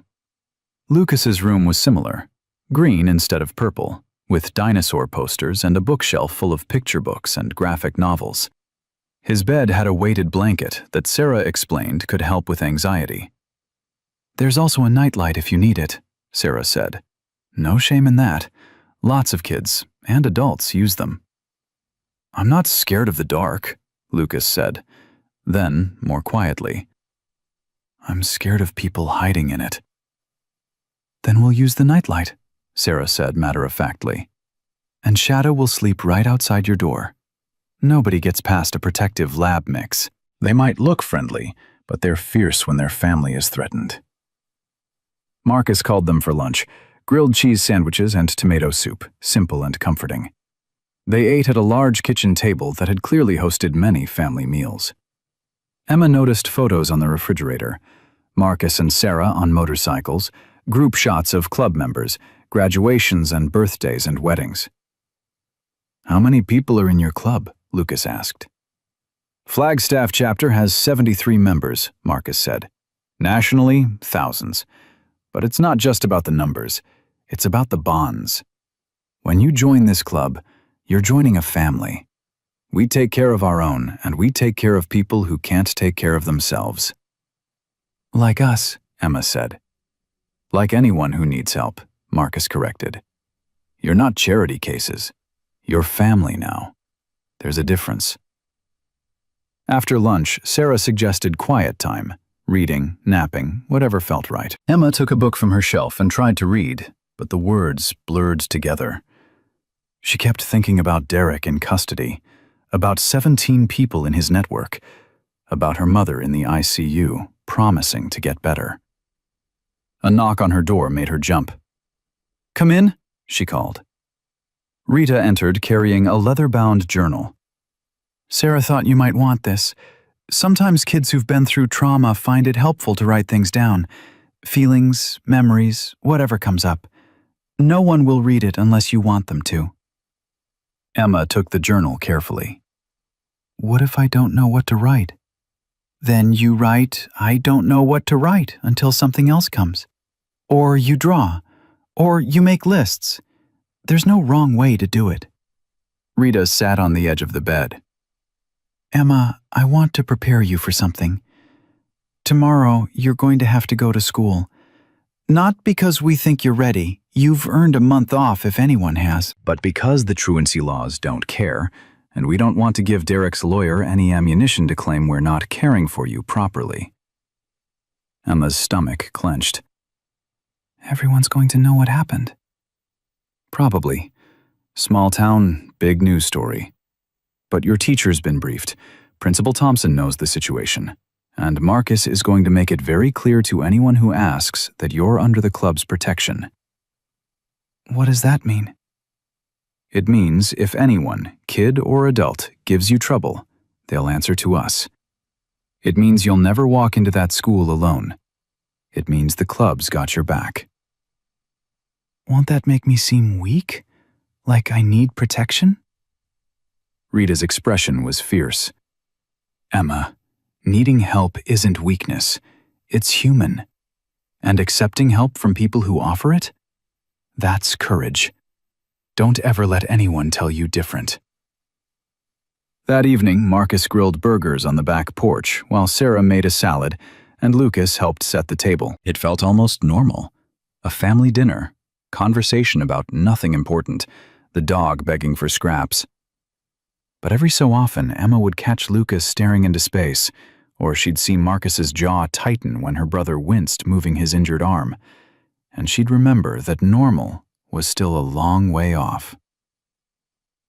After dinner, Sarah pulled out a board game, Sorry, and they played until Lucas started yawning. Bath time came next, with Sarah helping Lucas maneuver around his cast, and Emma discovering that the bathroom had not just regular shampoo, but fancy stuff that smelled like lavender. When Emma came out of the bathroom in her new pajamas, she found Marcus sitting in the hallway outside Lucas's room. "Just keeping watch," he said quietly. "First night in a new place is always hard. Wanted to make sure you both know someone's nearby." "You don't have to do that," Emma said. "I know. I want to."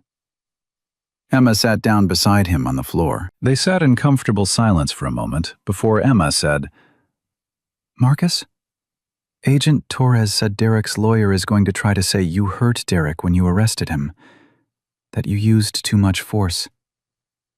Marcus's expression didn't change. "That's his job. Defense lawyers defend. Doesn't matter if their client is guilty as hell. They're supposed to create doubt." "But you didn't hurt him, right? You just stopped him from running?" "Emma, Derek hurt himself when he decided to run through a forest in the dark. He hurt himself when he crashed that van trying to ram through our bikes. Every injury he has is his own fault. But, yeah, his lawyer's going to try to paint us as vigilantes who took the law into our own hands." "Did you?" Marcus looked at her directly. "We tracked him so law enforcement could arrest him safely. We prevented him from disappearing. We made sure he faced justice. If that's taking the law into our own hands, then I'm guilty as charged. But Emma, I'd do it again in a heartbeat. Because some things are more important than following every rule perfectly, and protecting kids is one of them." Emma leaned her head against his shoulder. "Thank you for believing me." "Thank you for being brave enough to ask for help." They sat there until Sarah appeared and gently suggested Emma get some sleep. Emma hugged Marcus quickly, surprising both of them, and went to her room. She changed into her pajamas, climbed into bed, and opened the journal Rita had given her. For a long time, she stared at the blank page. Then, finally, she wrote, "Today, Derek was arrested. Today, I got my brother back. Today, I learned that family isn't always who you're born to. Sometimes it's who shows up when everyone else walks away. Today, for the first time in 10 months, I feel like maybe things are going to be okay." She closed the journal, turned off the light, and fell asleep with Mr. Whiskers watching over her from the desk. Emma woke to voices downstairs. Low, urgent, male. For a moment, panic seized her chest before she remembered where she was. Safe, in Sarah and Marcus's house. Derek was in jail. But the voices didn't sound right. She slipped out of bed and crept to the door, opening it just enough to hear. Marcus was talking to someone, his tone clipped and angry. "How the hell did that happen? You're telling me with all the security at county lockup, Derek Callahan managed to—" Emma's heart stopped. She opened the door wider and padded toward the stairs, staying in the shadows. "Video call with someone on the outside," a male voice finished. Detective Brennan's voice. "We don't know how long the call lasted or what was said. The guard claims he did a routine check and Callahan was on his bunk. By the time they realized he'd used another inmate's smuggled phone, the call was over."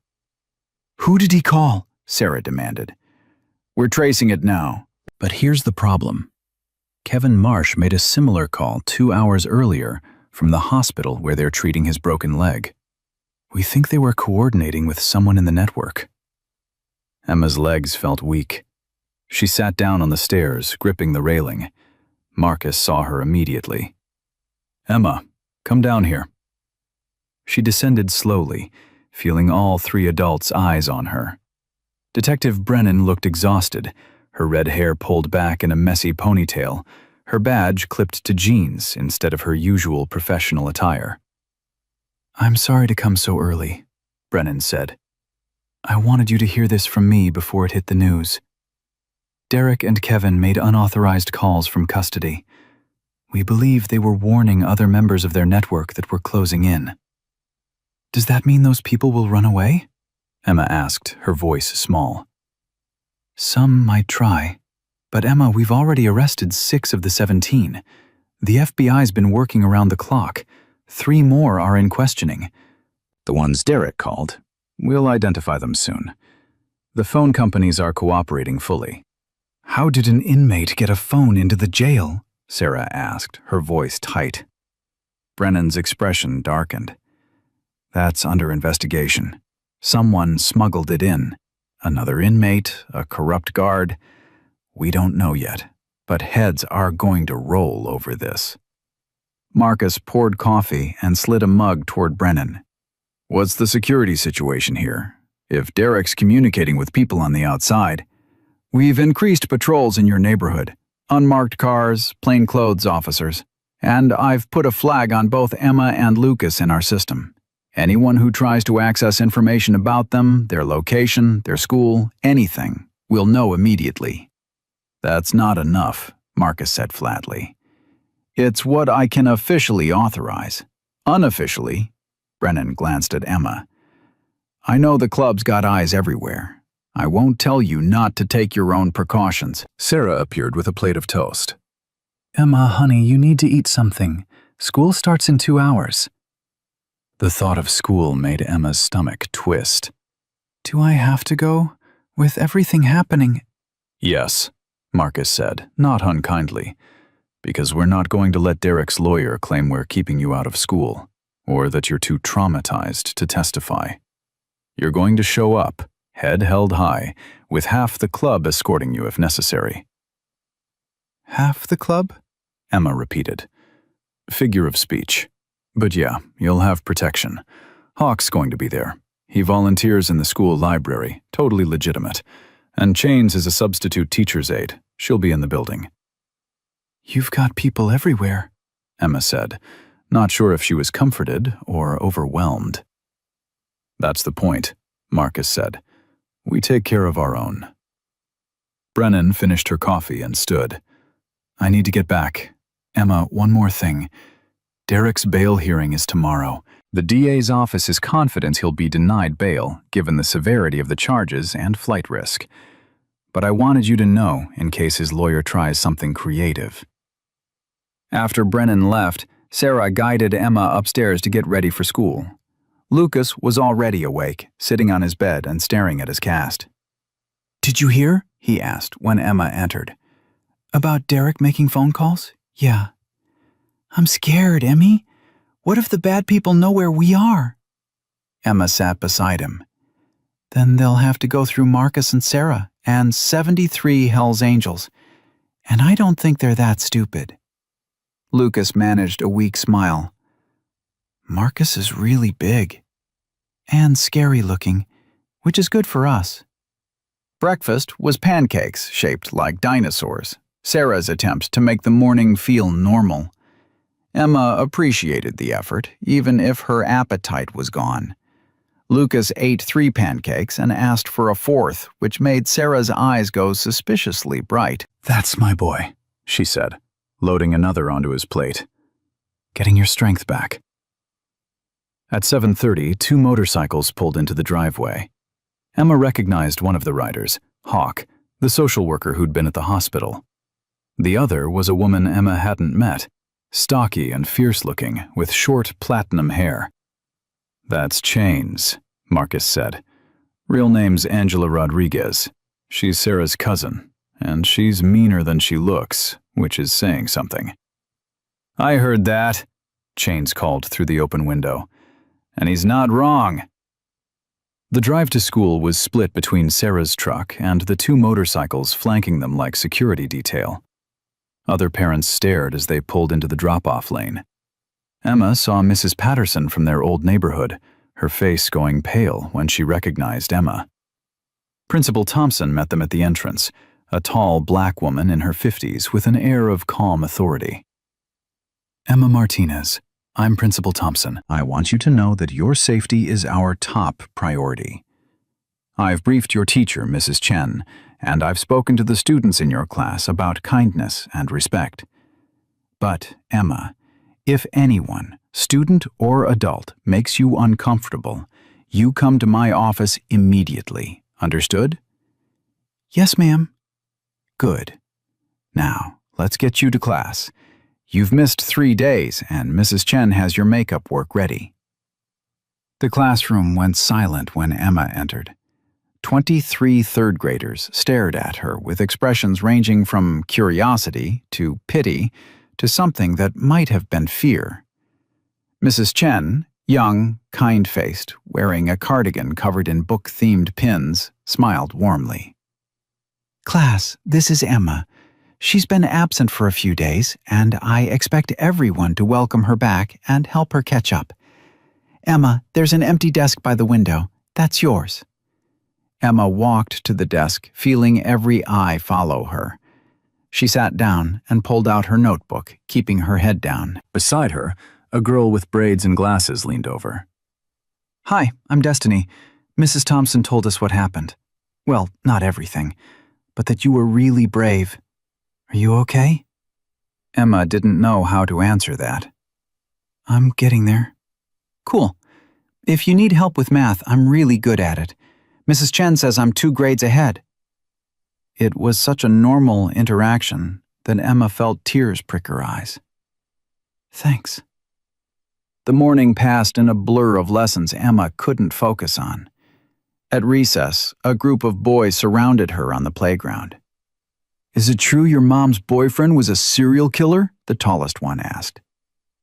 "No," Emma said quietly.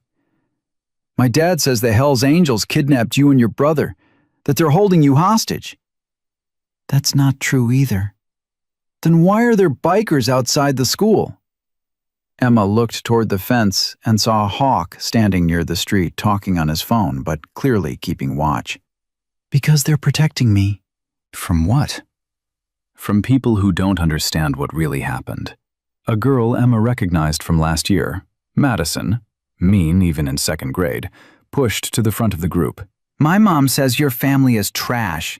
She says your mom was on drugs and let her boyfriend hurt you because she didn't care." Something hot and fierce rose in Emma's chest. "Your mom doesn't know anything about my family. My mom was drugged against her will by a man who pretended to care about her. She's a victim too." "That's not what my mom says." "Then your mom's wrong." Madison's eyes narrowed. "You can't talk about my mom like that. You just talked about mine." A teacher intervened before things escalated, but Emma spent the rest of recess alone by the swings, trying not to cry. Destiny found her there. "Madison's always been mean," Destiny said. "Her mom's mean too. They're the kind of people who think being rich makes them better than everyone else." "Are people going to treat me like this forever?" Emma asked. "Some will, but some won't. You just have to figure out who's worth being friends with." Lunch was worse. Emma sat alone at a corner table, picking at her sandwich, when 3 older kids, 5th graders, approached. "You're the girl whose mom's boyfriend was a pedophile, right?" one of them said. Emma's vision blurred. "Go away." "Is it true there were cameras in your bedroom? Did he record you?" "Leave me alone." "Did he touch you?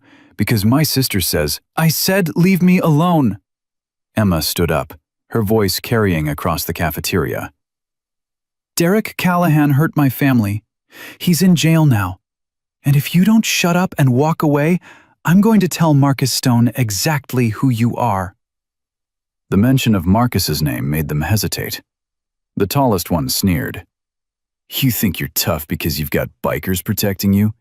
That just makes you weak. No, said a new voice. It makes her smart. Emma turned to see Chains standing in the cafeteria doorway, her substitute teacher's badge clearly visible. She wasn't in her vest, just jeans and a Harley-Davidson t-shirt, but her presence was unmistakable. You three, Chains said, pointing at the fifth graders. Principal's office. Now. And you, she looked at Emma. Come with me. Emma followed Chains out of the cafeteria and down the hall to an empty classroom. Once the door closed, Chains pulled out her phone and called Marcus. We've got a situation. Kids are harassing Emma. No, she's okay, but this is worse than we thought. The rumors are... Yeah, exactly. I'm pulling her for the rest of the day. She hung up and looked at Emma. Gather your stuff.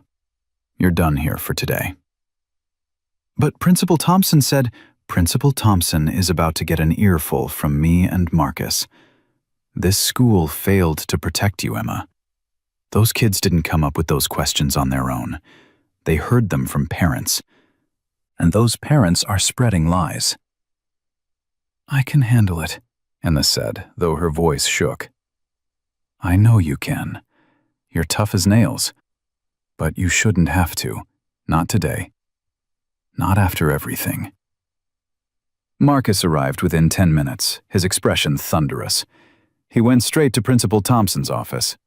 Emma could hear his voice through the door, not yelling, but firm and implacable. A child who's been through hell, and your students are asking her if she was sexually abused? In your cafeteria? Where were your monitors? Where was the supervision? Principal Thompson's response was muffled, but Emma heard the word sorry repeated several times. When Marcus emerged, he took Emma's hand. Come on, kiddo. We're going home. In the truck, Emma finally let herself cry. It's going to be like this forever, isn't it? Everyone's going to know. Everyone's going to stare and whisper and ask horrible questions. Not forever, Marcus said. But yeah, for a while. People are cruel when they don't understand something. They fill in blanks with their worst assumptions.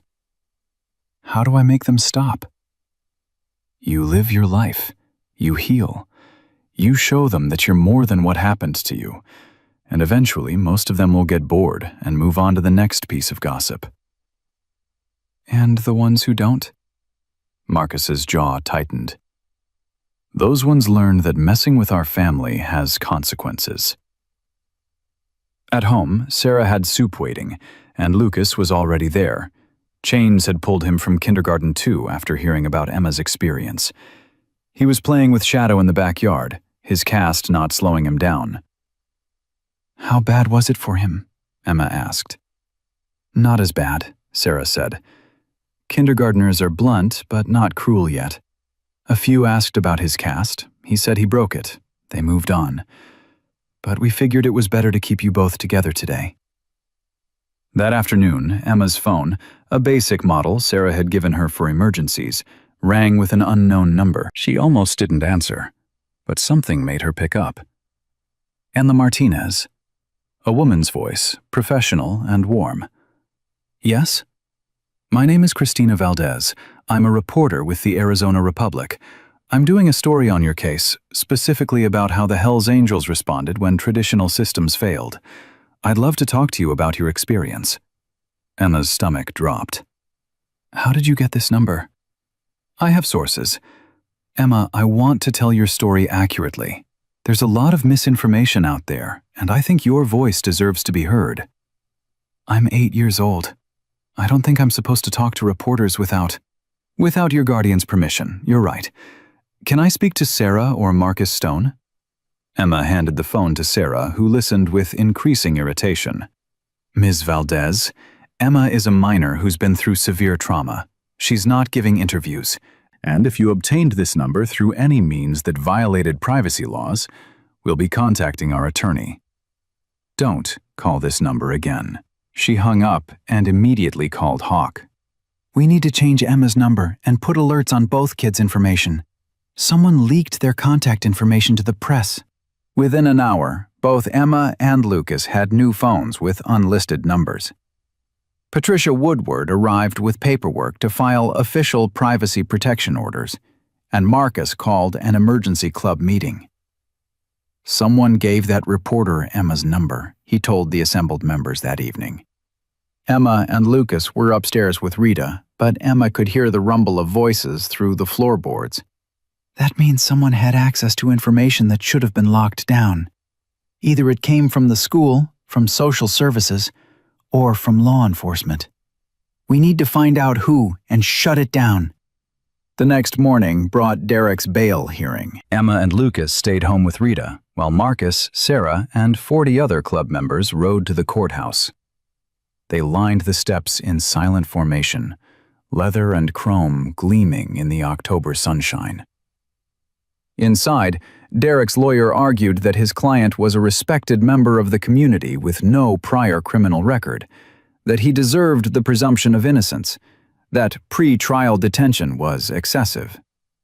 The prosecutor, a sharp woman named Diana Reeves, presented the evidence methodically. The camera footage showing Derek's abuse, the medical reports on Jennifer, Emma, and Lucas, the communications with other predators, the attempted flight, the phone calls from custody. Your Honor, Reeves concluded, Derek Callahan is not just a danger to the Martinez family. He's a danger to every child in this state. His network spans multiple jurisdictions, and he has both the resources and motivation to flee if released. The state requests he be held without bail pending trial. The judge, an older woman with steel gray hair and no-nonsense demeanor, barely hesitated. Bail denied. Mr. Callahan will remain in custody, and bailiff, I want that cell phone situation investigated immediately.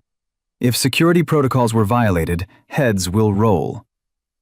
Derek's expression went from confident to panicked in seconds.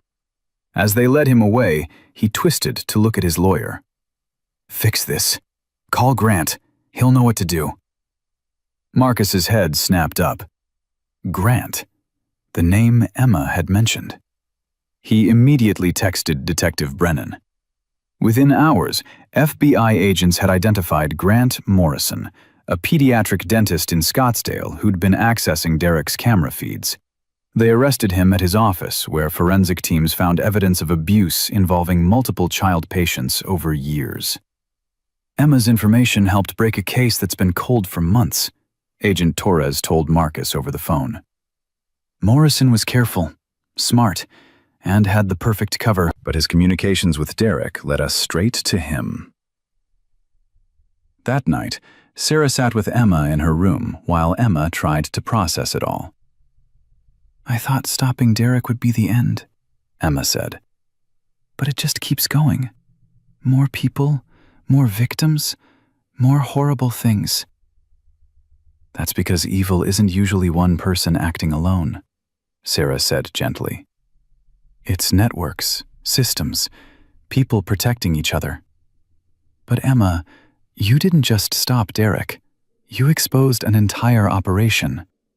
You saved kids you'll never meet, kids who don't even know your name. I don't feel like a hero. Heroes rarely do. They just do what needs doing and deal with the weight of it after. Emma looked at Mr. Whiskers on her desk. My dad gave me that rabbit the day before he died. He said Mr. Whiskers would keep me brave when he couldn't be there to do it himself. I thought offering him to Marcus was giving up the last piece of my dad. But I think Dad would have been proud that I was willing to give up everything to save Lucas. I think you're right. Sarah, do you think my mom's going to make it? Really make it, not just say she will? Sarah was quiet for a moment. I think your mom is fighting the hardest battle of her life. I think she's going to stumble and struggle and have really bad days. But I also think she loves you and Lucas more than anything, And that love is powerful motivation. So yeah, I think she's got a real shot. And if she doesn't? Then you and Lucas have a home here for as long as you need it.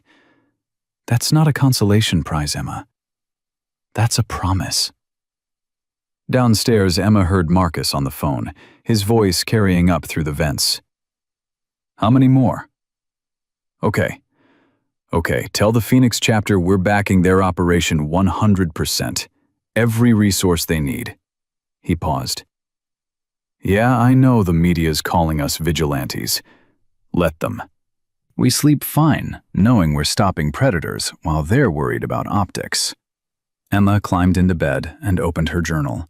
She wrote, Today I learned that evil is bigger than one person, but so is good. Derek hurt us, but Marcus and Sarah and the whole club are fighting to protect not just me and Lucas, but kids we'll never meet. Dad used to say that courage multiplies. One brave act inspires another. Maybe that's what's happening. Maybe I was brave enough to ask for help, and now other people are being brave enough to fight back. Maybe that's how we win. She closed the journal, turned off the light, and fell asleep to the sound of motorcycles pulling into the driveway. More brothers arriving. More protection. More people refusing to let darkness win. 3 weeks after Derek's arrest, Emma sat in a conference room at the Coconino County Courthouse, surrounded by people who'd become her unlikely family. Marcus and Sarah flanked her on either side. Rita sat behind them with Lucas, who was coloring quietly in a Spider-Man coloring book. Agent Torres occupied a chair by the window, his tablet open and ready. Detective Brennan stood near the door, arms crossed, her expression unreadable. Across the table sat Derek Callahan's defense attorney, a man named Richard Pemberton with silver hair and an expensive suit. Beside him, the prosecutor, Diana Reeves, arranged her files with methodical precision. "We're here," Pemberton began, "because my client wishes to propose a plea agreement." Emma's breath caught. Sarah's hand found hers under the table.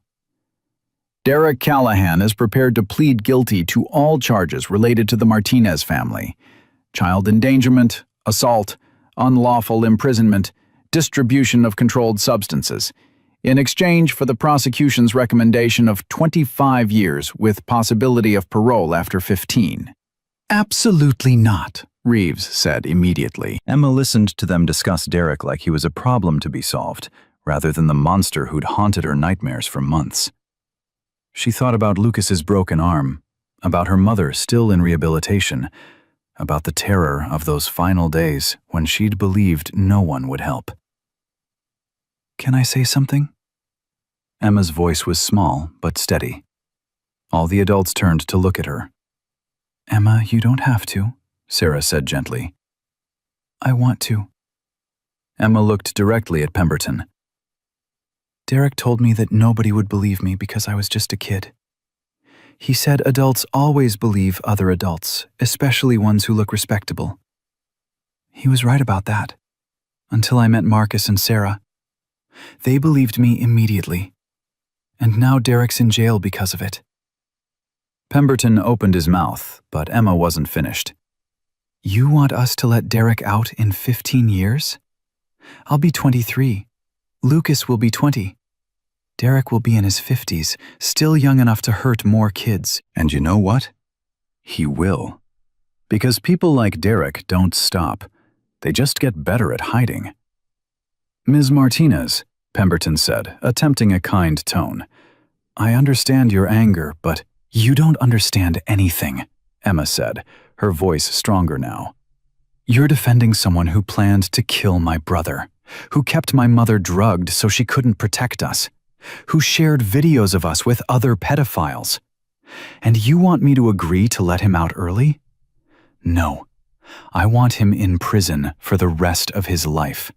I want every single person in his network in prison. And I don't care how long it takes." Reeves smiled grimly. I think the victim has made her position clear. Pemberton gathered his files. We'll proceed to trial then. But Ms. Reeves, Mr. Torres, you should know that going to trial means putting these children on the stand. Emma will have to testify in open court. Lucas will have to relive his trauma in front of strangers. Are you prepared to put them through that? Are you prepared to face a jury? Torres countered. Because I've seen the evidence, Mr. Pemberton. The camera footage alone is damning. Add the medical records, the witness statements, the digital forensics, your client doesn't have a defense. He has a public relations nightmare. We'll see, Pemberton said, and left. After he was gone, Reeves turned to Emma. You were very brave just now. But Emma, he's right about one thing. If we go to trial, you'll have to testify. That means sitting in a courtroom with Derek present, answering questions from his attorney, having your whole story picked apart by someone trying to make you look unreliable. It's going to be hard. I can do hard, Emma said. Hard is living with Derek. Hard is watching my brother get hurt and not being able to stop it. Hard is walking into a biker bar with nothing but a stuffed rabbit and hoping someone will listen. Testifying? That's just telling the truth. I'm good at that. Marcus squeezed her shoulder. That's our girl. The trial was set for January, 3 months away. In the meantime, life developed a new rhythm. Emma and Lucas attended therapy twice a week. Emma with a woman named Dr. Rashida Coleman, who specialized in childhood trauma. Lucas with a play therapist who used toys and games to help him process what he'd been through. School remained difficult. Some kids were kind, like Destiny, who'd become Emma's first real friend. Others were cruel, repeating their parents' judgments. But Emma learned to identify who was worth her energy and who wasn't. The club's presence helped. Hawk made good on his promise to volunteer in the library, where Emma spent lunch periods when the cafeteria felt too overwhelming. Chains subbed regularly and had a reputation for shutting down bullies with a single look. And twice, when kids followed Emma home from school calling names, they'd found Marcus waiting at the corner, arms crossed, silent. The kids never followed her again. Jennifer's recovery was slower, more complicated. Emma and Lucas visited her twice a week at the rehabilitation center, where she'd transferred after leaving the hospital. Some visits were good. Jennifer would be alert, engaged, apologizing and promising and fighting. Other visits were hard, when the cravings or the guilt overwhelmed her and she could barely speak. Is Mom going to be okay? Lucas asked after a particularly difficult visit where Jennifer had cried the entire hour. She's trying, Emma said. That's what matters. But what if trying isn't enough? Emma didn't have an answer for that. November brought Derek's preliminary hearing. The courtroom was packed. Club members, media, other families whose children had been victimized by members of Derek's network. Emma and Lucas didn't have to testify yet, but they sat in the front row with Sarah and Marcus, watching Derek in his orange jumpsuit, wrists and ankles shackled. He looked smaller than Emma remembered, less dangerous. But when his eyes found hers across the courtroom, the hatred in them was unmistakable. She stared back, refusing to look away, until he finally dropped his gaze. "Good," Marcus whispered. "Don't give him power over you." The judge reviewed the charges. 17 counts related to Emma and Lucas alone, dozens more related to other victims, federal charges that carried mandatory minimums totaling several lifetimes. Pemberton argued for dismissal of several charges based on technicalities. The judge denied every motion. "Trial proceeds as scheduled," she announced. "January 15th. Mr. Callahan, you'll remain in custody without bail." As they led Derek away, he twisted toward his lawyer and hissed something Emma couldn't hear. But she saw Pemberton's face go pale, and she wondered what threat Derek had just made. That night, Agent Torres called Marcus. Emma was supposed to be asleep, but she'd crept to the top of the stairs to listen. "We arrested number 17, Torres said, his voice carrying through the quiet house. "Malcolm Chen, high school guidance counselor in Mesa. Derek's communications led us to him. The man had access to vulnerable teenagers for 20 years, Marcus. 20 years of kids coming to him for help, and he—" Torres's voice broke. "We found evidence of at least 30 victims." "Jesus," Marcus breathed. Derek's network wasn't just about abuse. It was about identifying and grooming victims, then sharing them. Chen would identify vulnerable kids, ones with family problems, ones who were isolated, and he'd pass that information to Derek and the others. They had a whole system. Emma felt sick. She'd stopped Derek from hurting her and Lucas, but how many other kids had been hurt before she'd found the courage to speak up? "Emma can't know about this," Marcus said firmly. "She already carries too much guilt for things that aren't her fault." "Agreed. But Marcus, she's going to be called as a witness in multiple trials, not just Derek's. The prosecutor wants her testimony to establish the network's MO. She's the one who got away and exposed them. That makes her testimony incredibly powerful. It also makes her a target. We're aware. FBI's recommended she and Lucas enter witness protection after the trials." Emma's blood ran cold. Witness protection meant leaving Flagstaff, leaving Sarah and Marcus, leaving the only safety she'd found. "No," Marcus said, and Emma silently thanked him. "Those kids have been through enough. They're not being uprooted again because predators might hold grudges. We'll protect them." "Marcus," I said no. "The club's got this handled." After Torres hung up, Emma heard Marcus and Sarah talking in low voices. She crept back to bed before they could discover her eavesdropping. But sleep was impossible. The next morning, she confronted them at breakfast. "I heard Agent Torres about the other trials, about witness protection." Sarah and Marcus exchanged glances. "Emma, I want to testify," Emma said, "in all of them. If my story can help put those people in prison, then I have to tell it." "You don't have to do anything," Marcus said gently. "You're 9 years old. You've already done more than anyone should have to." "But I can do more. And I want to. Because somewhere out there are kids like me and Lucas who are too scared to speak up. If they see me testify, if they see that adults actually listened and actually helped, maybe they'll be brave enough to ask for help too." Rita entered the kitchen, having overheard. "That's a heavy burden to carry, Emma." "I know, but I'm already carrying it. At least this way, it means something." In December, 2 major developments shifted everything. First, Jennifer completed her 90-day residential treatment program. She moved into a sober living facility, enrolled in outpatient therapy, and got a job as a receptionist at a veterinary clinic. Her supervised visits with Emma and Lucas increased to 3 times a week. "I'm not asking to have you back yet," Jennifer told her children during one visit. "I know I have to prove myself, but I'm building a life, a real life, not one controlled by pills or by someone else. And when the time is right, when the social workers agree I'm ready, I want us to be a family again." "What if we like living with Sarah and Marcus?" Lucas asked, with heartbreaking honesty.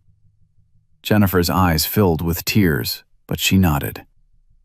"Then we figure out what that looks like. Maybe you stay with them and visit me. Maybe I live close by and we do dinners together. Family doesn't have to look like it used to, Lucas. It just has to feel safe." The second development came from an unexpected source. Christina Valdez, the reporter whose call Sarah had shut down months ago, published a long-form article in the Arizona Republic titled, "When the System Fails, Who Steps Up?" The piece detailed Emma's case without sensationalizing it, interviewed law enforcement about the club's cooperation, and included statements from other families the Hells Angels had helped over the years. It painted a nuanced picture of a misunderstood organization that filled gaps left by overworked social services and under-resourced police departments. The article went viral. National news picked it up. Suddenly, the narrative shifted from biker gang involved in child welfare case to unlikely heroes expose child predator network. Interview requests flooded in. Marcus turned down all of them. "We're not doing this for publicity," he told reporters who showed up at the Devil's Den. "We did it because a little girl asked for help, and we're not the kind of people who turn away when kids are in danger." But one interview request was different. It came from the National Center for Missing and Exploited Children, asking if Emma would be willing to participate in a training video for law enforcement about believing child victims. "You don't have to," Sarah said when they discussed it. "I want to," Emma replied. "If it helps even one cop believe a kid who needs help, it's worth it." They filmed it in January, a week before Derek's trial. Emma sat in a comfortable chair, Agent Torres beside her, and spoke directly to the camera. "My name is Emma Martinez. I'm 9 years old. When I was 8, my mother's boyfriend was abusing me and my little brother. I told my teacher, I told my neighbor, I called Child Protective Services. Nobody believed me because Derek looked normal, and I was just a kid. So I walked 2 miles to a biker bar and offered them my most precious possession, a stuffed rabbit my dad gave me before he died, if they would protect my brother. They believed me immediately. They acted immediately. And because of that, my brother is alive, and 17 predators are behind bars." She paused, looking directly into the camera. "If a child tells you they're being hurt, believe them. Don't wait for perfect proof. Don't assume they're exaggerating. Don't choose comfort over courage. Believe them, help them, and act immediately. Because the 5 minutes it took Marcus Stone to believe me saved my life. And it could save other lives too." The video became required viewing for CPS workers across Arizona and was eventually adopted by agencies in 12 other states. Derek's trial began on January 15th, the courtroom hushed and tense. Emma testified on day 3, her voice steady as she recounted every detail. Derek's attorney tried to rattle her, suggesting she'd been coached, implying she'd exaggerated for attention, questioning whether Derek's actions were really as bad as she claimed. Emma never wavered. When Pemberton showed her a photo of Derek before his arrest, clean-cut, smiling, respectable, and asked, "Does this look like the face of a monster?" Emma replied calmly, "Monsters don't look like monsters. That's how they get away with it for so long. Derek looked like someone who'd help you carry groceries. He was good at pretending. But I saw what he did when he thought no one was watching. And I'm telling you the truth about it." Lucas testified in a closed session with only the judge, attorneys, and a court-appointed advocate present. His testimony lasted 20 minutes. 20 minutes describing things no 5-year-old should have experienced. Jennifer testified too, her voice shaking but determined as she described Derek's systematic isolation, the pills he'd convinced her to take, the way he'd weaponized her grief over losing Michael. "I failed my children," she said. "I let my pain make me vulnerable, and Derek exploited that. But my children didn't fail. They survived despite me, and I'm spending the rest of my life making sure I deserve them." The club's testimony was powerful. Marcus described Emma's arrival at the Devil's Den, her desperation, her courage. Sarah detailed the medical evidence. Detective Brennan explained how the club's actions had directly led to breaking the entire network. When Pemberton tried to paint the club as vigilantes who'd taken justice into their own hands, Marcus smiled coldly. We tracked Derek so law enforcement could arrest him safely. We documented abuse so social services could remove the children from danger. We operated within the law while doing what law enforcement couldn't do fast enough: protect 2 kids who were running out of time. If that makes us vigilantes, then I'm guilty as charged. The jury deliberated for 3 hours. They found Derek Callahan guilty on all counts, federal and state. The judge scheduled sentencing for March. In the hallway afterward, Emma saw Derek's parents for the first time. His mother was crying, his father stone-faced. They approached Jennifer, who stood with Emma and Lucas. This is your fault, Derek's mother spat. You seduced my son, got him involved with your troubled children, and then turned him in when he tried to help you. Jennifer stood straighter. Your son drugged me, abused my children, and planned to murder my 5-year-old. The jury just confirmed that. I'm sorry you raised a monster, but that's not my fault. It's his. Marcus stepped between them before Derek's father could respond. This conversation is over. You need to leave. You, Derek's father said, jabbing a finger at Marcus. You destroyed my son's life. No, Emma said, stepping forward. Derek destroyed his own life by hurting kids. Marcus saved mine. Security escorted Derek's parents out. Emma watched them go, feeling something release in her chest. Derek's conviction was real. He couldn't hurt anyone anymore. Sentencing came in March, on a day when spring was just beginning to touch Flagstaff's high desert. The courtroom was packed again: victims, families, club members, media. Emma and Lucas sat with Sarah and Marcus holding hands. Derek stood before the judge, his orange jumpsuit wrinkled, his face haggard. When asked if he had anything to say, he spoke in a flat monotone. I made mistakes. I hurt people I cared about. I accept responsibility. It was the most hollow apology Emma had ever heard. The judge clearly agreed. Mr. Callahan, she said, her voice cutting, you didn't make mistakes. You orchestrated systematic abuse of vulnerable children.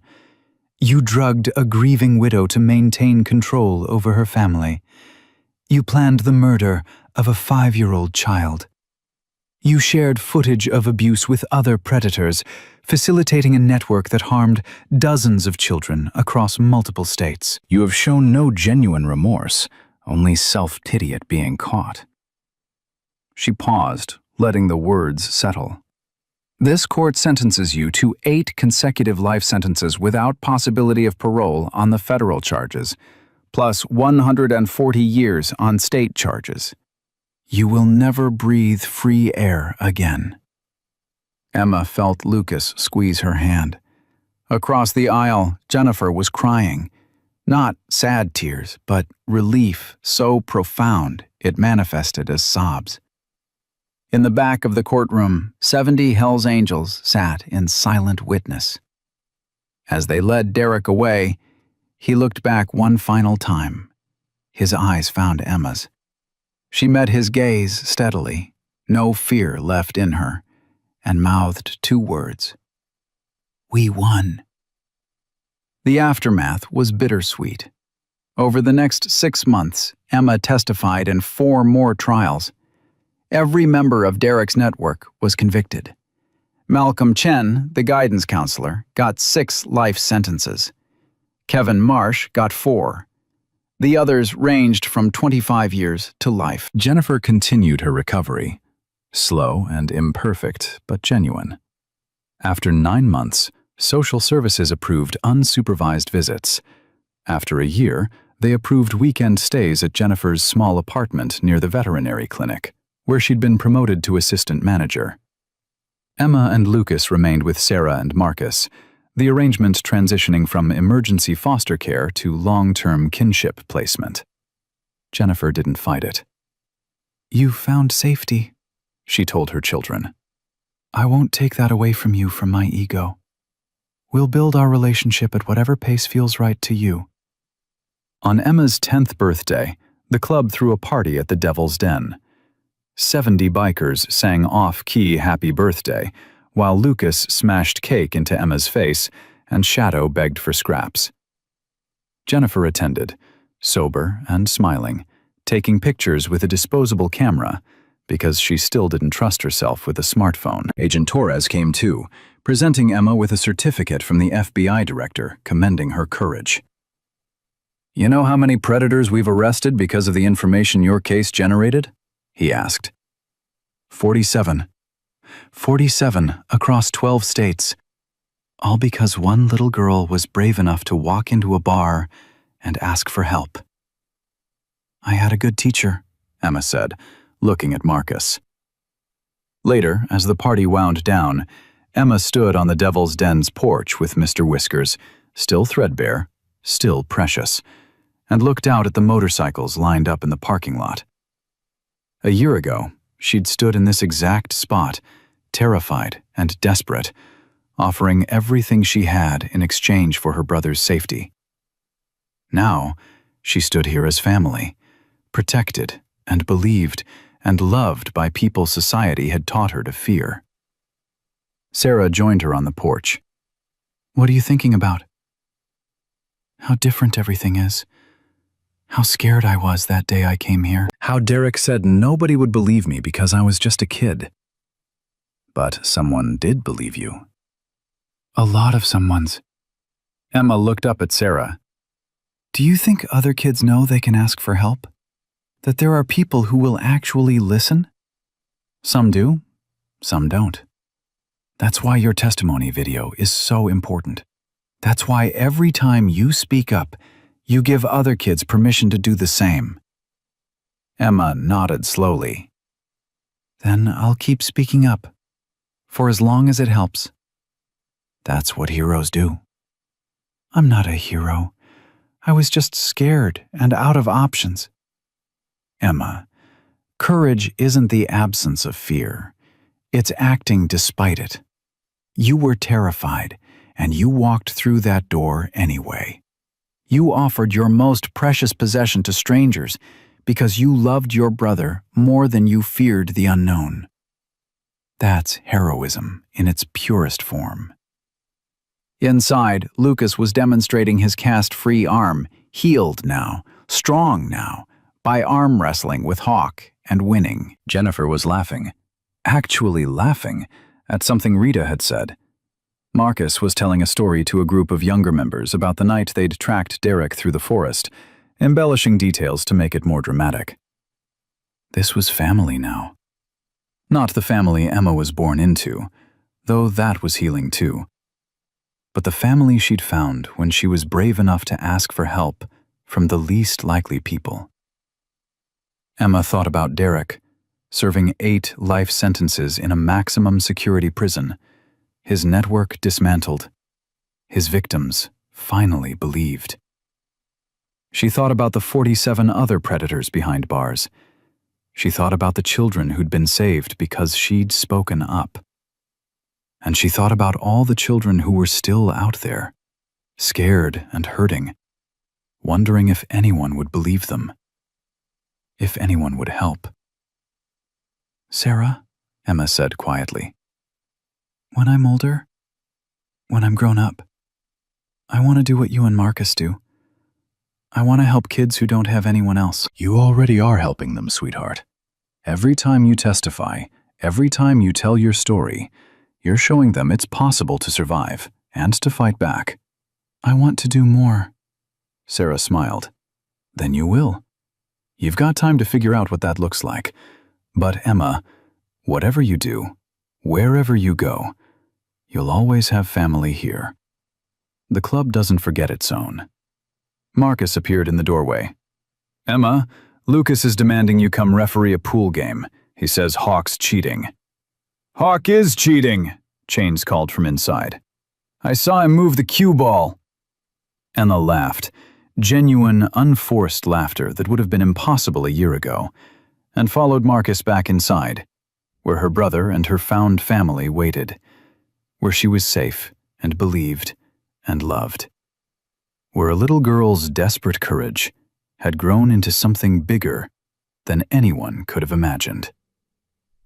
Because sometimes heroes wear leather and ride motorcycles. Sometimes courage looks like an 8-year-old clutching a stuffed rabbit and walking into the place everyone else fears.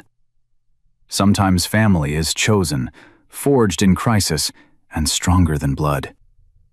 And sometimes, when society's systems fail, the people everyone calls dangerous are the ones who save the day, not for recognition or reward, but because protecting children is what real strength looks like, and because every child deserves someone who'll believe them when they whisper the truth that no one else wants to hear. Derek Callahan had been wrong about one thing. Emma Martinez wasn't just a kid whose word meant nothing. She was the girl who took down an empire of predators with nothing but the truth and the courage to speak it. And she'd done it by trusting the people the world had taught her to fear, proving once and forever that courage wears the most unexpected faces.